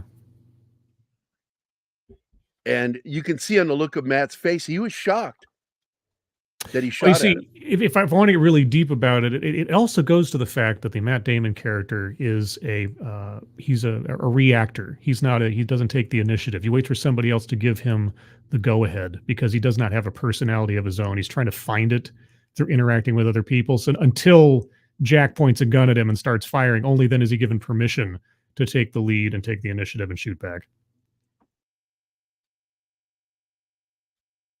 Because Matt Damon's character really doesn't have a character. He's just absorbing what other people tell him to do or how he's supposed to act to fit in. And now, I'm pausing it here, Tom, because I think you're 100% right in this, that this is where Mark Wahlberg knows that he's the guy. Hmm. And that's why he does what Yeah, because he's insistent on finding out who his undercovers are constantly. Right. Yeah, he's not subtle about it. Or the subtlety starts to fade, let's say. And like I said, I think there was enough evidence that piled up that was enough for Marky Mark that he knew that was the guy. Oh, wait, I'm thinking of the previous scene where Mark Wahlberg quits. That was in the previous scene after Martin dies. And that's what I was saying is, yeah, that was where he knew it. And this is the scene where now he knows who he is. Well, he knows who DiCaprio is now. But DiCaprio hasn't figured out it's him yet, but he's about to figure it out. Yeah. And that was because of the envelope, yeah. Yep.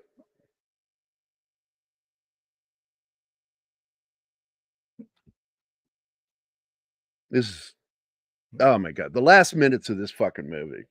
Mm-hmm. And I do love this. This is one of those jokes that has the double punchline. Because you get the main punchline, and then you have another person that pops up and plays on top of that one. And that's what you get with the second ending of this film.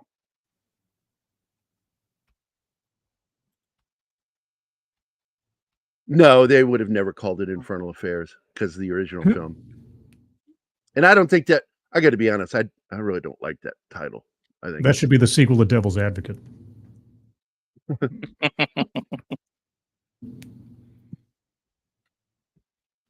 Or Infernal Affairs, that sounds like it would be a romantic comedy. You know, guys like dating a demon or something like that. Now, right there was how he knew, and Tom brought it up a minute ago, is the envelopes.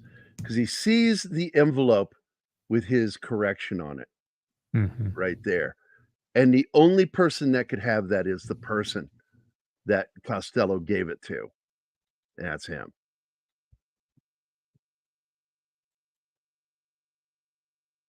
Is that too cheap a reveal, you think? Too easy? I think it was set up to do that. So it was there. Well, yeah, I know it was set up, but I mean, it doesn't seem like too easy of a device for the it's convenient. revelation. Yeah. You could refer to that if you wanted to easily. Deus Ex Machina. Because there are other ways that he could find out. Yeah. I would have had it been something that the girl says, the therapist. Yeah, either something she says or something that Damon lets slip that only, the bad guy could know. Something a bit more subtle than that, but oh well. Okay, sorry. And here we go. He gives it to her. Oh yeah, he does. Well, here's the thing. They have given so much preponderance to the envelope. So yeah. They made the envelope setting up. You have to get it closer. Yeah, it's Chekhov's gun. I get it. Yeah. He says you have to follow the envelope. Middle of the movie. So yeah, there you go.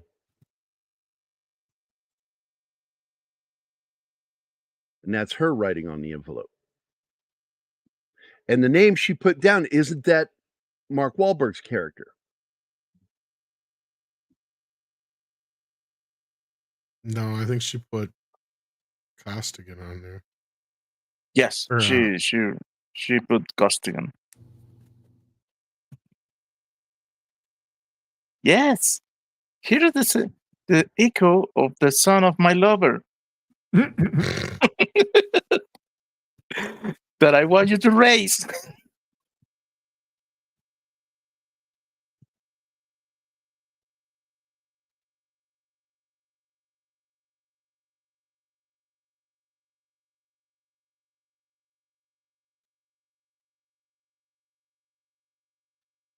Boom, boom, boom. You see? Even Bush noticed. Yeah. So everybody pretty much agrees that Matt Damon's character likes cock. Okay. So fucking gay, super fucking gay.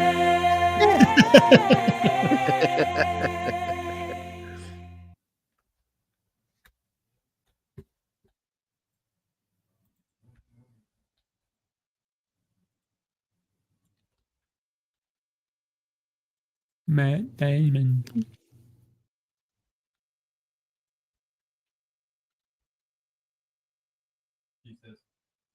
But I think. Oh, you forgot to get that one popped out. Uh-oh. What Yeah, happened? he uses that word like 5 or 6 times or more in this movie. Yeah, he uses it a lot. Bad word. Bad word.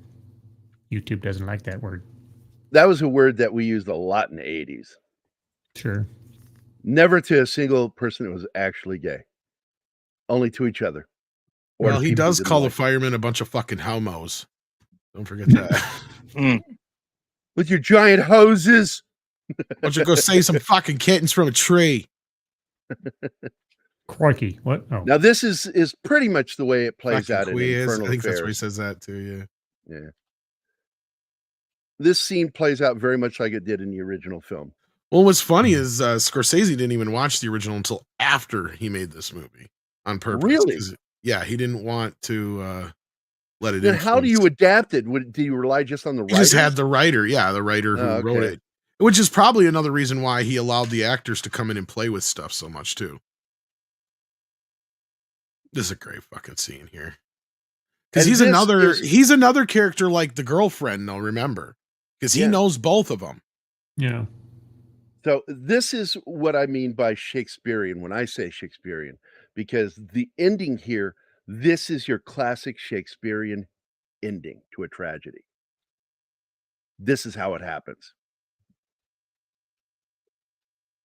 Maybe you on, maybe you want. No, the reason he was actually shot at the end is he goes, "Hey, aren't you Marky Mark?" Boom. Yo, fuck yourself. Yeah, I think Donnie's the talented brother is what he said. Yes, Donnie is a little bit more talented in the acting department, but I do love Mark. He's awesome. Marky Mark's a better self-marketer. Yes. He goes into marketing. Well, Donnie's a good character actor. That's why. Yes, that too. See, like, here's a good example. Like, I was watching The Sixth Sense. I seen his name in the credits. Mhm. I'm watching through the whole movie. I'm like, where's Donnie Wahlberg? Right. I didn't realize that was him in the beginning of the movie. Yeah, total chameleon. Now this is Yeah. this is the moment that just sort of like wow, James Badge-Dale was the other corrupt cop. Yeah. He Like, fucking you think you were the kills only one he had on the inside? Yeah. DiCaprio first. But Was that this CG is why blood at the end, though? Some of the blood in this felt like it was CG in places. Maybe It was just might me. have been enhanced. I don't know. Like, they weren't. This is 2006, so they weren't. excessive. I mean, they had CG and they used CG. I don't know if they were It that was CG super heavy. expensive, and it was not something they did very often. 'Cause it was And I don't costly. really see Scorsese being. Scorsese's a practical effects guy. He wants it on camera because he wants to know how it's going to look. Yeah, the first time he really used a lot of CGI was The Irishman. Yeah, well, yes, definitely. Not necessarily to its effect. And of course, this is where the black cop buys it. Yeah. James Badge-Dale. But this is how you close off a conspiracy and keep it a secret. Is as soon as James Badge-Dale walks out, looks around, he says, "We got to clean this up." Matt Damon fucking murders him with the other weapon. Yeah, The two cop's people weapon. can keep you a secret if one's dead. Yeah. Yep. Oh, and there's another bit of irony. He goes to save the guy, and the person he saves is the one who kills him. And Damon, you can tell, is also kind of working his wheels here too, because he's going to get to a point where, he's even going to try and cross, Jack as well. Mhm. So, like, I mean, he's setting himself up here for everything. Yeah. And you think he's going to get away with it. And that's just it. That's what I was getting at. Is you think he's going to get away. You think the bad guy is going to win. And then all of a sudden, Marky Mark comes in and puts an end to that. He looks at his feet first, and he's got the medical booties on his shoes in his apartment, and he knows, oh, he is trying to keep evidence off. Oh my God, Bush!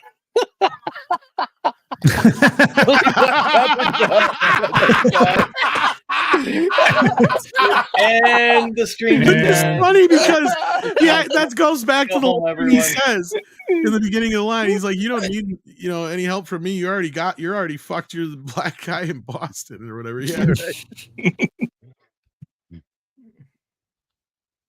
And I never liked the state police hats there. They're just too fascistic for me. Staties. Yeah, those hats. Jersey has them too. You're lazy. I had a state cop in the family. The funny thing is, and I doubt she's listening, so it doesn't matter. They do have this very uppity kind of up their ass fucking thing about themselves. Because I made the mistake. Where, New Jersey or Boston? Just in general, state cops, staties.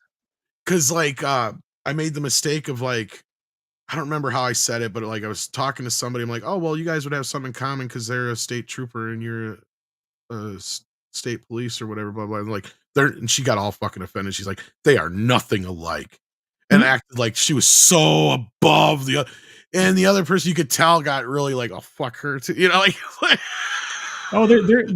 It was tribal, awkward very as fuck. I'm like, oh shit. Yeah, no, I mean territorial, tribal. Between local police versus federal. You saw that in the show, the movie Super Troopers. Oh, I've never actually seen that. Is that in there? You've never seen Super Troopers? I know. I get yelled at every fucking time for it. I tried watching it. I just gotta do that. Dude, you gotta watch it so we can do it. I just Tom broken lizard guys. I don't get Tom. their humor. The snozberries taste like snozberries. I am with Tom on that one. That's not a movie I would like to talk about. Yeah, but Tom's got a good sense of humor. I just burned my girlfriend. I just burned her. I said, fuck you, Gary. It's just silly. That movie is silly. Of course it's silly. That's the whole point. That's the whole point. It's hilarious. And I will point this out. What he's talking about with state troopers is so true, staties, because they are so up their own asses. They have the lowest number of corruption of law enforcement, state troopers. Oh yeah, she got really fucking offended. And I asked because I asked my cousin and her husband. I'm like, what the fuck was it? He's like, oh yeah, they think they're beneath them. They're way above that. Yeah. Oh, okay. I didn't know there was a hierarchy thing going on here. All right, but it is kind of by him. I love this. She's just and I think that's another reason why they picked it this way, because the FBI part of it and all that stuff is a part of it, but the state trooper part too is because it's a bunch of gangs. Mm-hmm. Only a couple of them are sanctioned, right? That's the difference, right? I love the lady with the dog snubs him in the hallway. Yeah, not even animals will deal with him. It's what is that about? She just thinks he's he's starting to ooze his corruption, despicableness. He's anathema to nature at this point. He's betrayed everybody. Because the dog and the woman the dog can give him a dirty look. Yeah. He's not even human anymore. It's just ugh. And I love this. He goes into the apartment and first thing he does is he looks down at the feet. Yep. And the booties tell them all. This is where the audience finally gets back into the movie, because up to this point, you're like, oh, man. And then you see this and you're like, yeah, Marky Mark. And I'm trying to figure out, because it looked like a headshot, but I didn't see an entrance wound. Oh, yeah. It's because there's a squib on the back. Yeah, because the blood explodes out the back. So I'm guessing on his left, our right now, because it's flipped. I think the bullet went in right next to the temple. Yes. And we're just not seeing it in the freeze frame. That's why. There it is. See? Oh, it's under the eye. It's under the eye. Yeah, that's because you ain't gonna see it because the squib was behind him. No, it was the temple. Just the blood came down to the eye. Oh, it came down to the eye. So here is the other thing. Who else got upset that the bagels were laying naked on the floor? Oh man, naked bagels. Jeez. Oh, that pissed All me you off. two. I'm like, Why would you buy wasted naked bagels? bagels in that scene. You could have left My- them in the bag. Something My else could first have thought is why do you not put them in a bag and then in a bag? Why do they After just all lose this like that chaos in and the mayhem shopping and death, naked bagels. Yeah, who animals puts just like, bagels in a bag like that? How This is dare you. blasphemy. Psychopaths, serial killers. French people do that. Well, he's the This is the villain. worst. Obviously, yesterday, because he's the And villain. here we go. Here's the And menu. there's the Luke. rat. Yep. And, Yeah. People the who want to rat. see and someone. a lot of people have Most- tried to figure out what this means, and I said it doesn't mean what you think. All it means it's just keeps going. Right. Yes, And then just it- start, all the way to the There's top. always going to be a rat. yeah. The And you just- most rotoscope rat ever. You can see the distortion around the rat. Yep. And now we just need to move right into the children's film, The Rat Tarded. Oh, Now you got the title. Like that name, Scribe. Walt Disney Pictures. I presents- say Back in we the get a- day, we had the cheese. The cheese is what kept us together. Allegedly. Oh my God. Oh man, what a great flick, dude! I fucking love that movie. I'm so glad that like Anima hadn't seen it, because when she tells me she hasn't seen a film that I want to cover, I'm like, oh boy, I get to watch it again with her. And I don't have to. Like when you and I do Toxic Tuesday, I don't always watch the film before, unless it's been a Sometimes we do. long time. Yeah, sometimes I do when it's been a real long time, but sometimes I can go into this because, especially if they're covering a film I know a lot about. Like I didn't have to watch Tropic Thunder because I know everything about that film. You know, like Tom and I are like cinephiles. We collect information. You still watched And it plus, with me, my though. boss worked on it, and refused to be in it. That's why Nick You Nolte went got full the part. retard. Never go full retard. Never go full retard. And just so many cool things in that.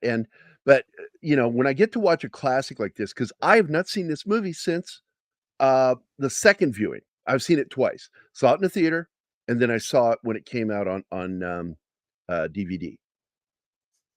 And in fact, I think Mac bought it, so we always had it in the house. Back when he and I were roommates. We were roommates. Stop it, guys. Stop it. We were just roommates. Yeah, like you and Charlie. Everybody knows. Hey, just I don't because I live with judge. a bunch of guys doesn't mean I'm a slut. Listen, just you It also look. doesn't mean I'm not. Hey, it's fine. It happens. So, but I was glad to get to watch this with Anima again today. It's fun. I like watching this movie. There are a couple of things I've forgotten. I'm like, oh, I forgot about that. That's really cool. Yeah, that's good stuff. Like I couldn't remember how they got to Martin Sheen's death scene. I'm like, how did that happen? Like I couldn't remember exactly how it happened. Watching it again, I was like, that's right. It was all a trick. Set up. Yep. Whenever someone dies or is about to die, there's an X on screen. What does that mean? Yeah, I was gonna grab the 4K Blu-ray, but it's in the other room. They actually is even that have true? an X on the cover. Yeah, it's all over. Well, we the saw room. on the floor just Yeah. before Matt Damon enters his apartment. The carpet is all X's and Anytime things. anybody's gonna die. there's a- So it's sort of like M. Night Shyamalan does with Red Doors. Hmm. kind of, but it's more subtle-ish, I guess. Like Yeah, you don't really 'cause know. I You never wouldn't noticed. notice it the first time I out. never You noticed. obviously wouldn't notice it until you rewatch it again. Yeah. So now I'm going to Another watch just movie- go look for those things that there's an X somewhere. I like that. Little subtle things like that. But yeah, M. No, Night that's one of the Shyamalan few is things so I subtle. forgot to bring up, Boosh. But yeah. I mean, There- there's a lot of cool trivia about the movie, but Oh, we'd be there here is an X longer shadow. movie. Yes, there is. In the background, on the ground. Yes, there is. And there's also tape on. Oh wow. Okay, I'm going to go back and look for that stuff. That's cool. That is. Yeah, there's a cool. lot of little things like Well, what was the X in Matt Damon scene? that's on the we just watched it. Well, it was on the floor. The carpet of the hallway had a bunch of Yeah. had X patterns on it. X patterns, Got it. yeah. And then like you also had like in the one scene, the show they were watching was The Informant or something like that, which is about a rat or something like, or not The Informant. What the hell is it called?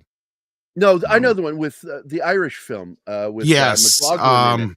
There's a And it couple of was The things like that Informant. It throughout was the called movie. The Is it Informant. called The Informant? Okay. I do Yeah, because believe there's a that's what few it's of called. those type of things all throughout the movie like that. There's little things that Scorsese threw in there that, are little Easter eggs or however you want to look at it. 1935. I'm looking it up right now. Yep, that's the name of it. The Informant. Or The Informer. The Informer. Informer. Okay. I was going to say, and it's Yeah. not The Informant. That's the one with... 'Cause Damon. that was one It's of a my more newer favorite one. films with McLaughlin when I was younger. I love that movie. Because he gets his just desserts in the end.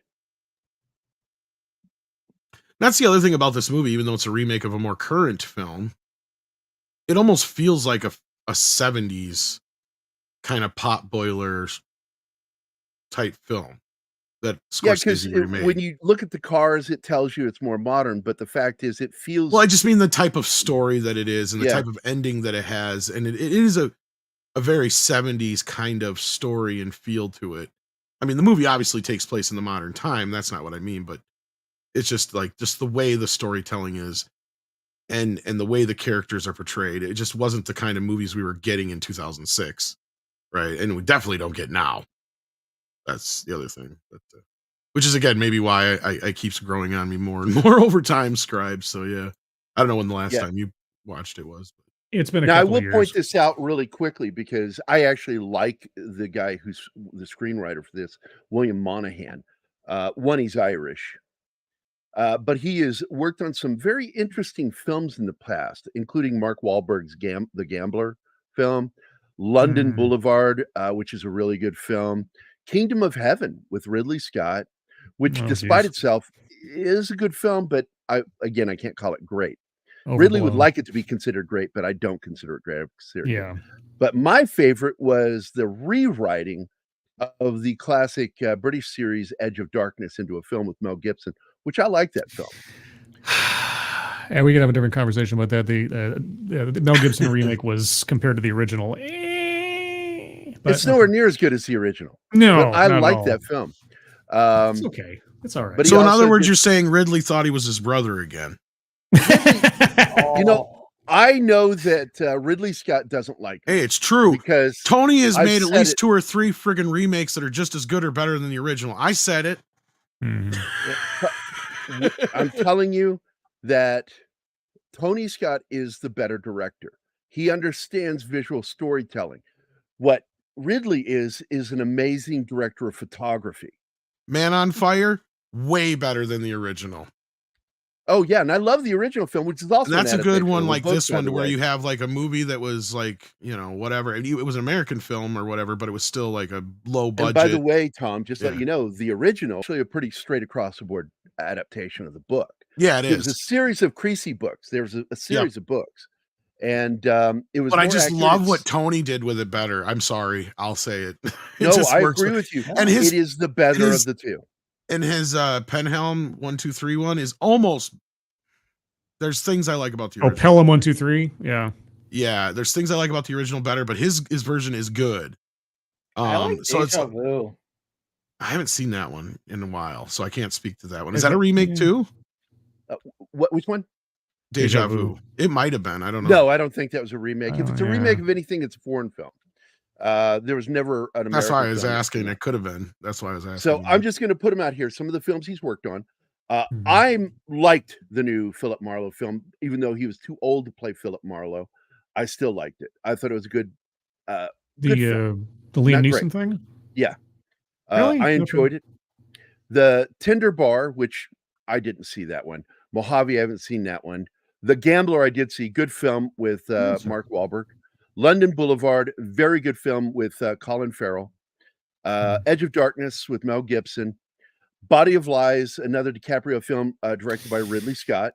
Yeah, it was okay. I'm not It going to was, say it was great. It You was know, okay. I'd go for Spy Games over Body of Lies for like high Absolutely big name spy much movies. better yeah. film.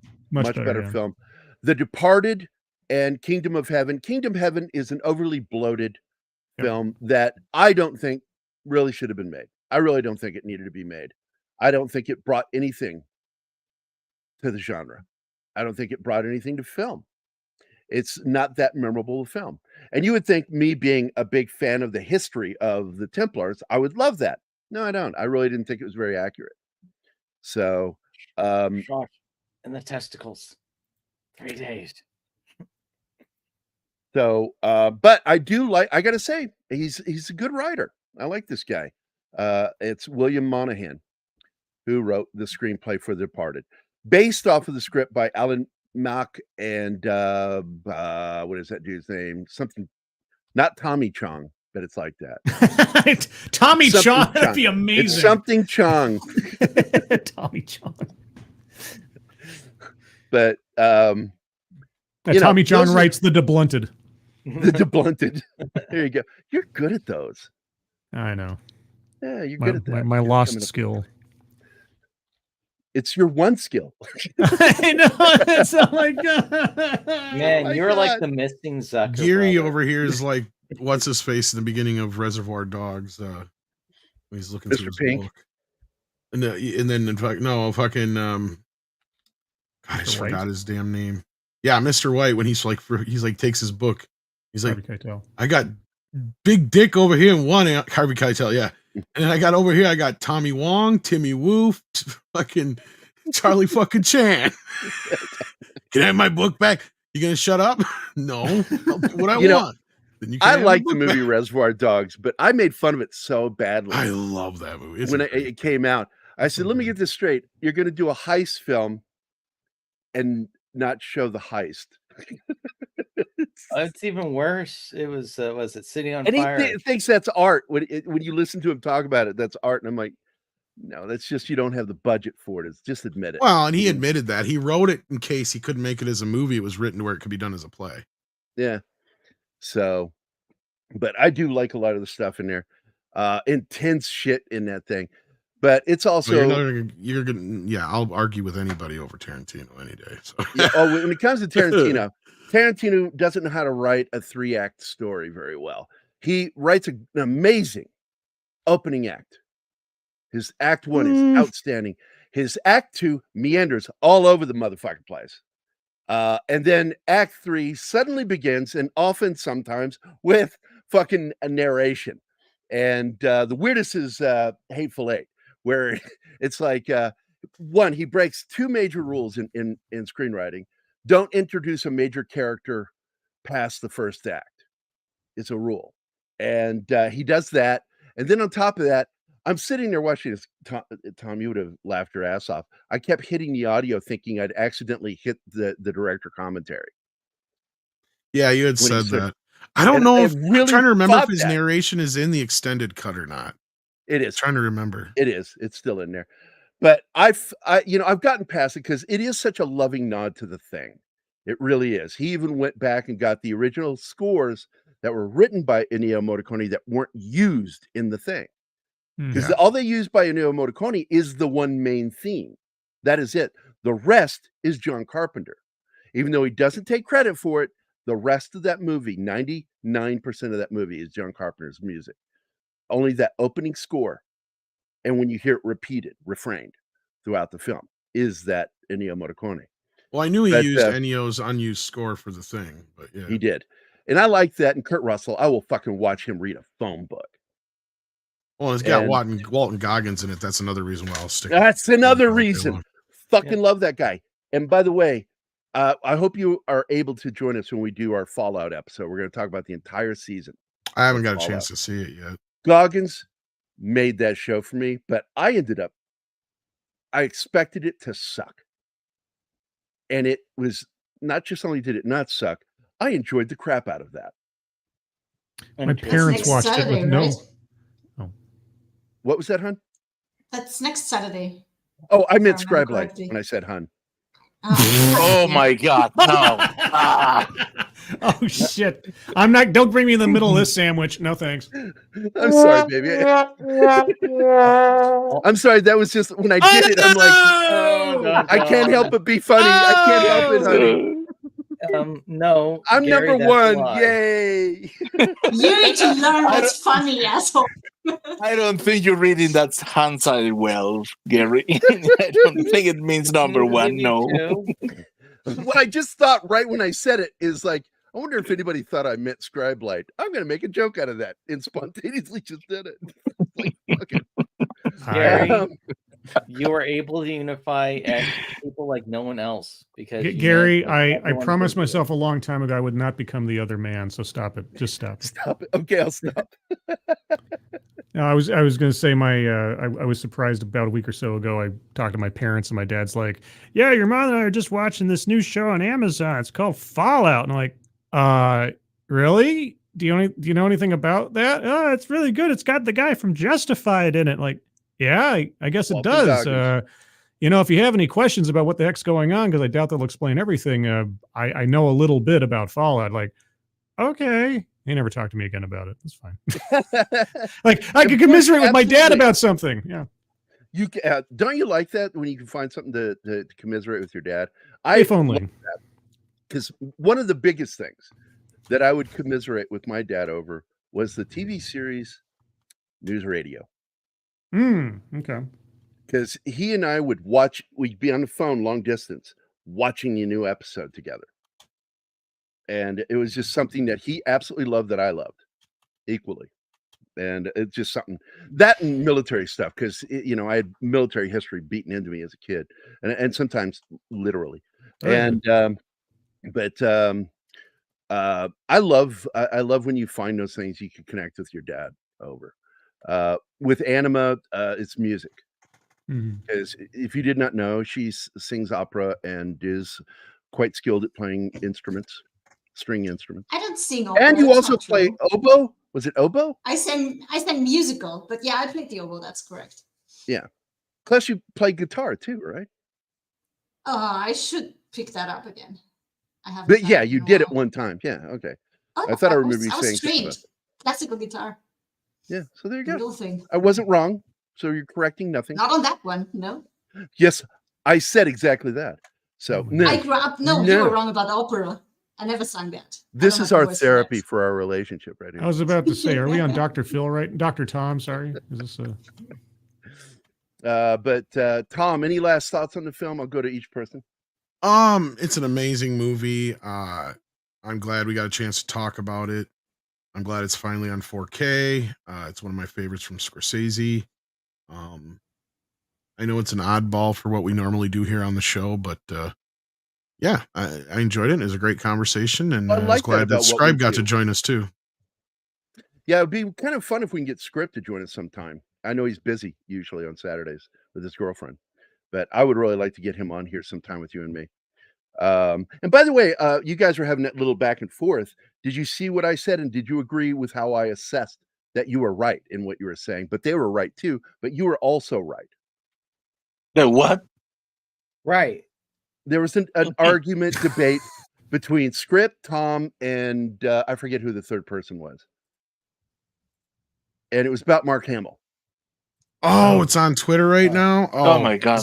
So I'm laying some truth bombs about Mark Hamill that people don't want to fucking deal with. No, and I completely agree with you, because I said if not for Luke Skywalker, he would not have ever become a star. He never really was a star. That was my point. And because people are arguing, okay, kind of. For context, I'm like, yeah, for context, being Luke Skywalker put him as a household name. That's true, and built him with a fan base. But he was at the White House this week. Yep. And my point that I was coming off of is if he wasn't in those goddamn Star Wars sequels, he wouldn't have been he would still be just another voice actor. Yeah, he wasn't even a leading man after Star Wars. No, I mean, except in low budget films or something. Yeah, Corvette one movie. Summer. Yeah, Corvette Summer. That's it. Yeah. Otherwise, he plays the priest and shit like this and that. And the other thing, like he's like barely in any movies to the point where he started doing voices. And outside of the Joker, I'm like, name one prolific voice that he's done. Right? Like that's my other thing too. Is so he adopted a famous voice that he got to do. Okay, cool. But my point is how many other random voice actors do we see going to the White House? None. So basically, he got to do this because he sacrificed Luke Skywalker. Bravo. That's what I do. I actually agree with you, because I don't like that he could have turned it down and walked away. Or at least fought for a better, because like he should have known something was up when he said that he was at that table reading for The Force Awakens, and JJ had him read all the stage direction and shit because he had no lines in the movie. And he's sitting here going, why am I here? Yep. Because if you guys remember, he has 0 fucking lines in that first movie. You know what's really funny? He just turns and gives a look. Mark Hamill in the Star Wars video games, the ones that have Luke Skywalker, he never voices Luke Skywalker. He Isn't only that voiced funny? Luke Skywalker in the parody shows on TV from Robot Chicken. Robot Chicken. Well, and part of Which that's was because nice, I he know. doesn't sound like he used to sound. That's part of the problem. He's Yep. smoked for too long. Didn't he do the voice for the Skywalker in the Mandalorian thing? Except they just They said that, AI'd it. but it was like digitally manipulated. To Well, the yeah, I point know. where, They like, yeah. AI filtered it or something, but he did do the lines, right? Supposedly, okay. like again, Allegedly. Again, to the point where, like I just said, he doesn't sound like himself. He hasn't sounded No, he like doesn't. himself for 40 fucking years because he's No, he was that's from why that he's so era. good at doing just like Harrison Carrie Ford's Fisher. voice. Carrie Fisher Yeah. never sounded like herself after a few years there because the drugs. Of course, Yeah. she went Drugs. from sounding like Carrie Fisher to sounding like some fucking dude. No, she sounded like an ashtray. Is all she sounded like. Yeah, like you sound like this by the time you get to the Last Jedi. And I'm not kidding. I said that's the other problem with her fucking role in the Rise of Palpatine is because they use only shit from The Force Awakens and it makes no sense. It's like, what the hell are you doing? It looks so stupid because you got Rey talking to her going, how can I possibly beat the new resistance or whatever the fuck they're called, the new order? And she's like, well, we need chicken nuggets for dinner.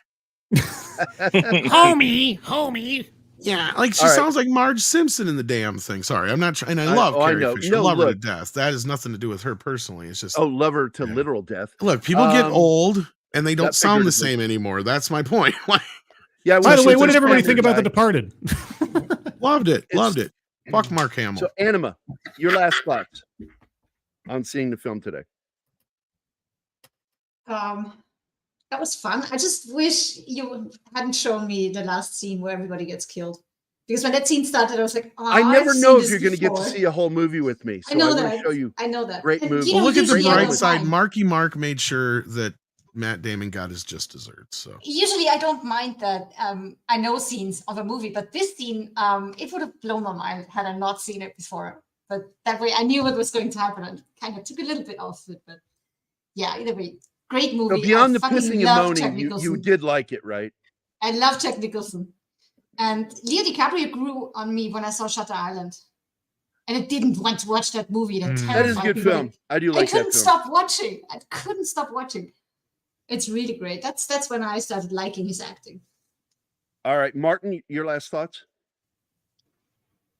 I like this movie very, very much. I could say I love this movie. And yes, it's full of good characters, but I think most people get identified with Marky Mark. What about you, Rodriguez? You got anything? God damn you. Shinatsky, last thoughts. Walton Goggins is amazing, and if you haven't seen The Shield, you should. What? Shield. Oh, I'm The sorry. Shield. Shinatsky had to go. No. Yeah. Fuck, dude. No. On a serious note, it's it's still that period where Scorsese was hitting on all strides. This and then like Wolf of Wall Street. So you liked it? It was a the lot. best. Yeah. Scribe, yours? I like the movie. I feel it's a bit too crowded, just a little bit too crowded. I know everybody appreciates the writing and the characters and everything. It always felt just a little bit like you could slim it down just a little bit because there's so many people and so many things going on. It's a very good movie. It's not Scorsese's best crime movie. I guess it wasn't meant to be. But I enjoy it. I enjoy it for the fact that it doesn't have a happy ending. Because I always like movies that play a little bit more realistic to things. Well, or at you least you don't, you called it when you said that it's very Shakespearean, and Yeah. I absolutely agree. that's actually a benefit to the film, that it is Sure. Yeah. a Shakespearean tragedy. Yep. We saw the end of two families, except for one has a baby. Wink, wink, nudge, nudge. Yeah. So, and it's really, not that's what the one matters that- at the end. Yeah, that's what it's not matters the at one the Matt end. Damon thought. Yeah, whose descendant actually lives by the end of it, and that's why Palpatine rules the universe now.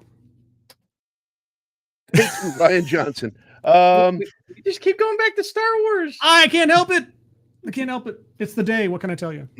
Yeah, it's May the 4th. And the person who connected that to the Force clearly had a lisp. Good thing it's made a 5th here already. Oh no, that's man, why we. The 25th of May is the Force Day for me, because that's Star Wars Day to every real original fan. May 25th, and because that's when Star Wars would get released, May 25th. So, but that's it, guys. I want to say thank you to everybody that joined us. Of course, we got Mephisto, who joined us at the beginning. We will be dumping off onto his channel, I guess, or he jumped off onto ours, I guess. Penny, of course, thank you for being here. Real Wade Nation Gaming, thanks for dropping by, buddy. Max Demon, or as we should say, Max Damon. FKHC 2005, aka Tim. Awesome One, Parrothead, the Comic Relief Crusader, also known as Mike, and Bush McFadden. And I appreciate everybody dropping in, tossing down their 2 cents on this film. If this is a film you liked and you would like to have us do other films, please make sure you get a hold of me and send messages and suggestions to films that you'd like Tom and I to cover, or for us to cover on alternating Saturdays with the Saturday afternoon matinee. E. Clay Thomason just dropped in. May 25th is the only Star Wars day. Yeah, Keith and I have argued that many a time with people. It's not May the 4th, it's May 25th. And, why would you make, it's weird. I don't like Kathleen Kennedy, so fuck her and all their fucking gaggle of idiots over there. Max Damon says, Kundun. I liked it. It's been a while since I've seen it. I think I saw it at one of the local art theaters when it first came out. So we all know the real Star Wars Day is May 25th. I don't know what this stupid ass May the 4th be with you. It's not the Darth side, although that would be cool if it was the Darth side. Right? You know what I mean? Screw you guys. I'm going home. Argue with you. All right, guys, we are out of here. See you in a couple of weeks with whatever Tom and I figure out, or if you guys give us a good suggestion that we can do. So I will let y'all know. But everybody have a great Saturday.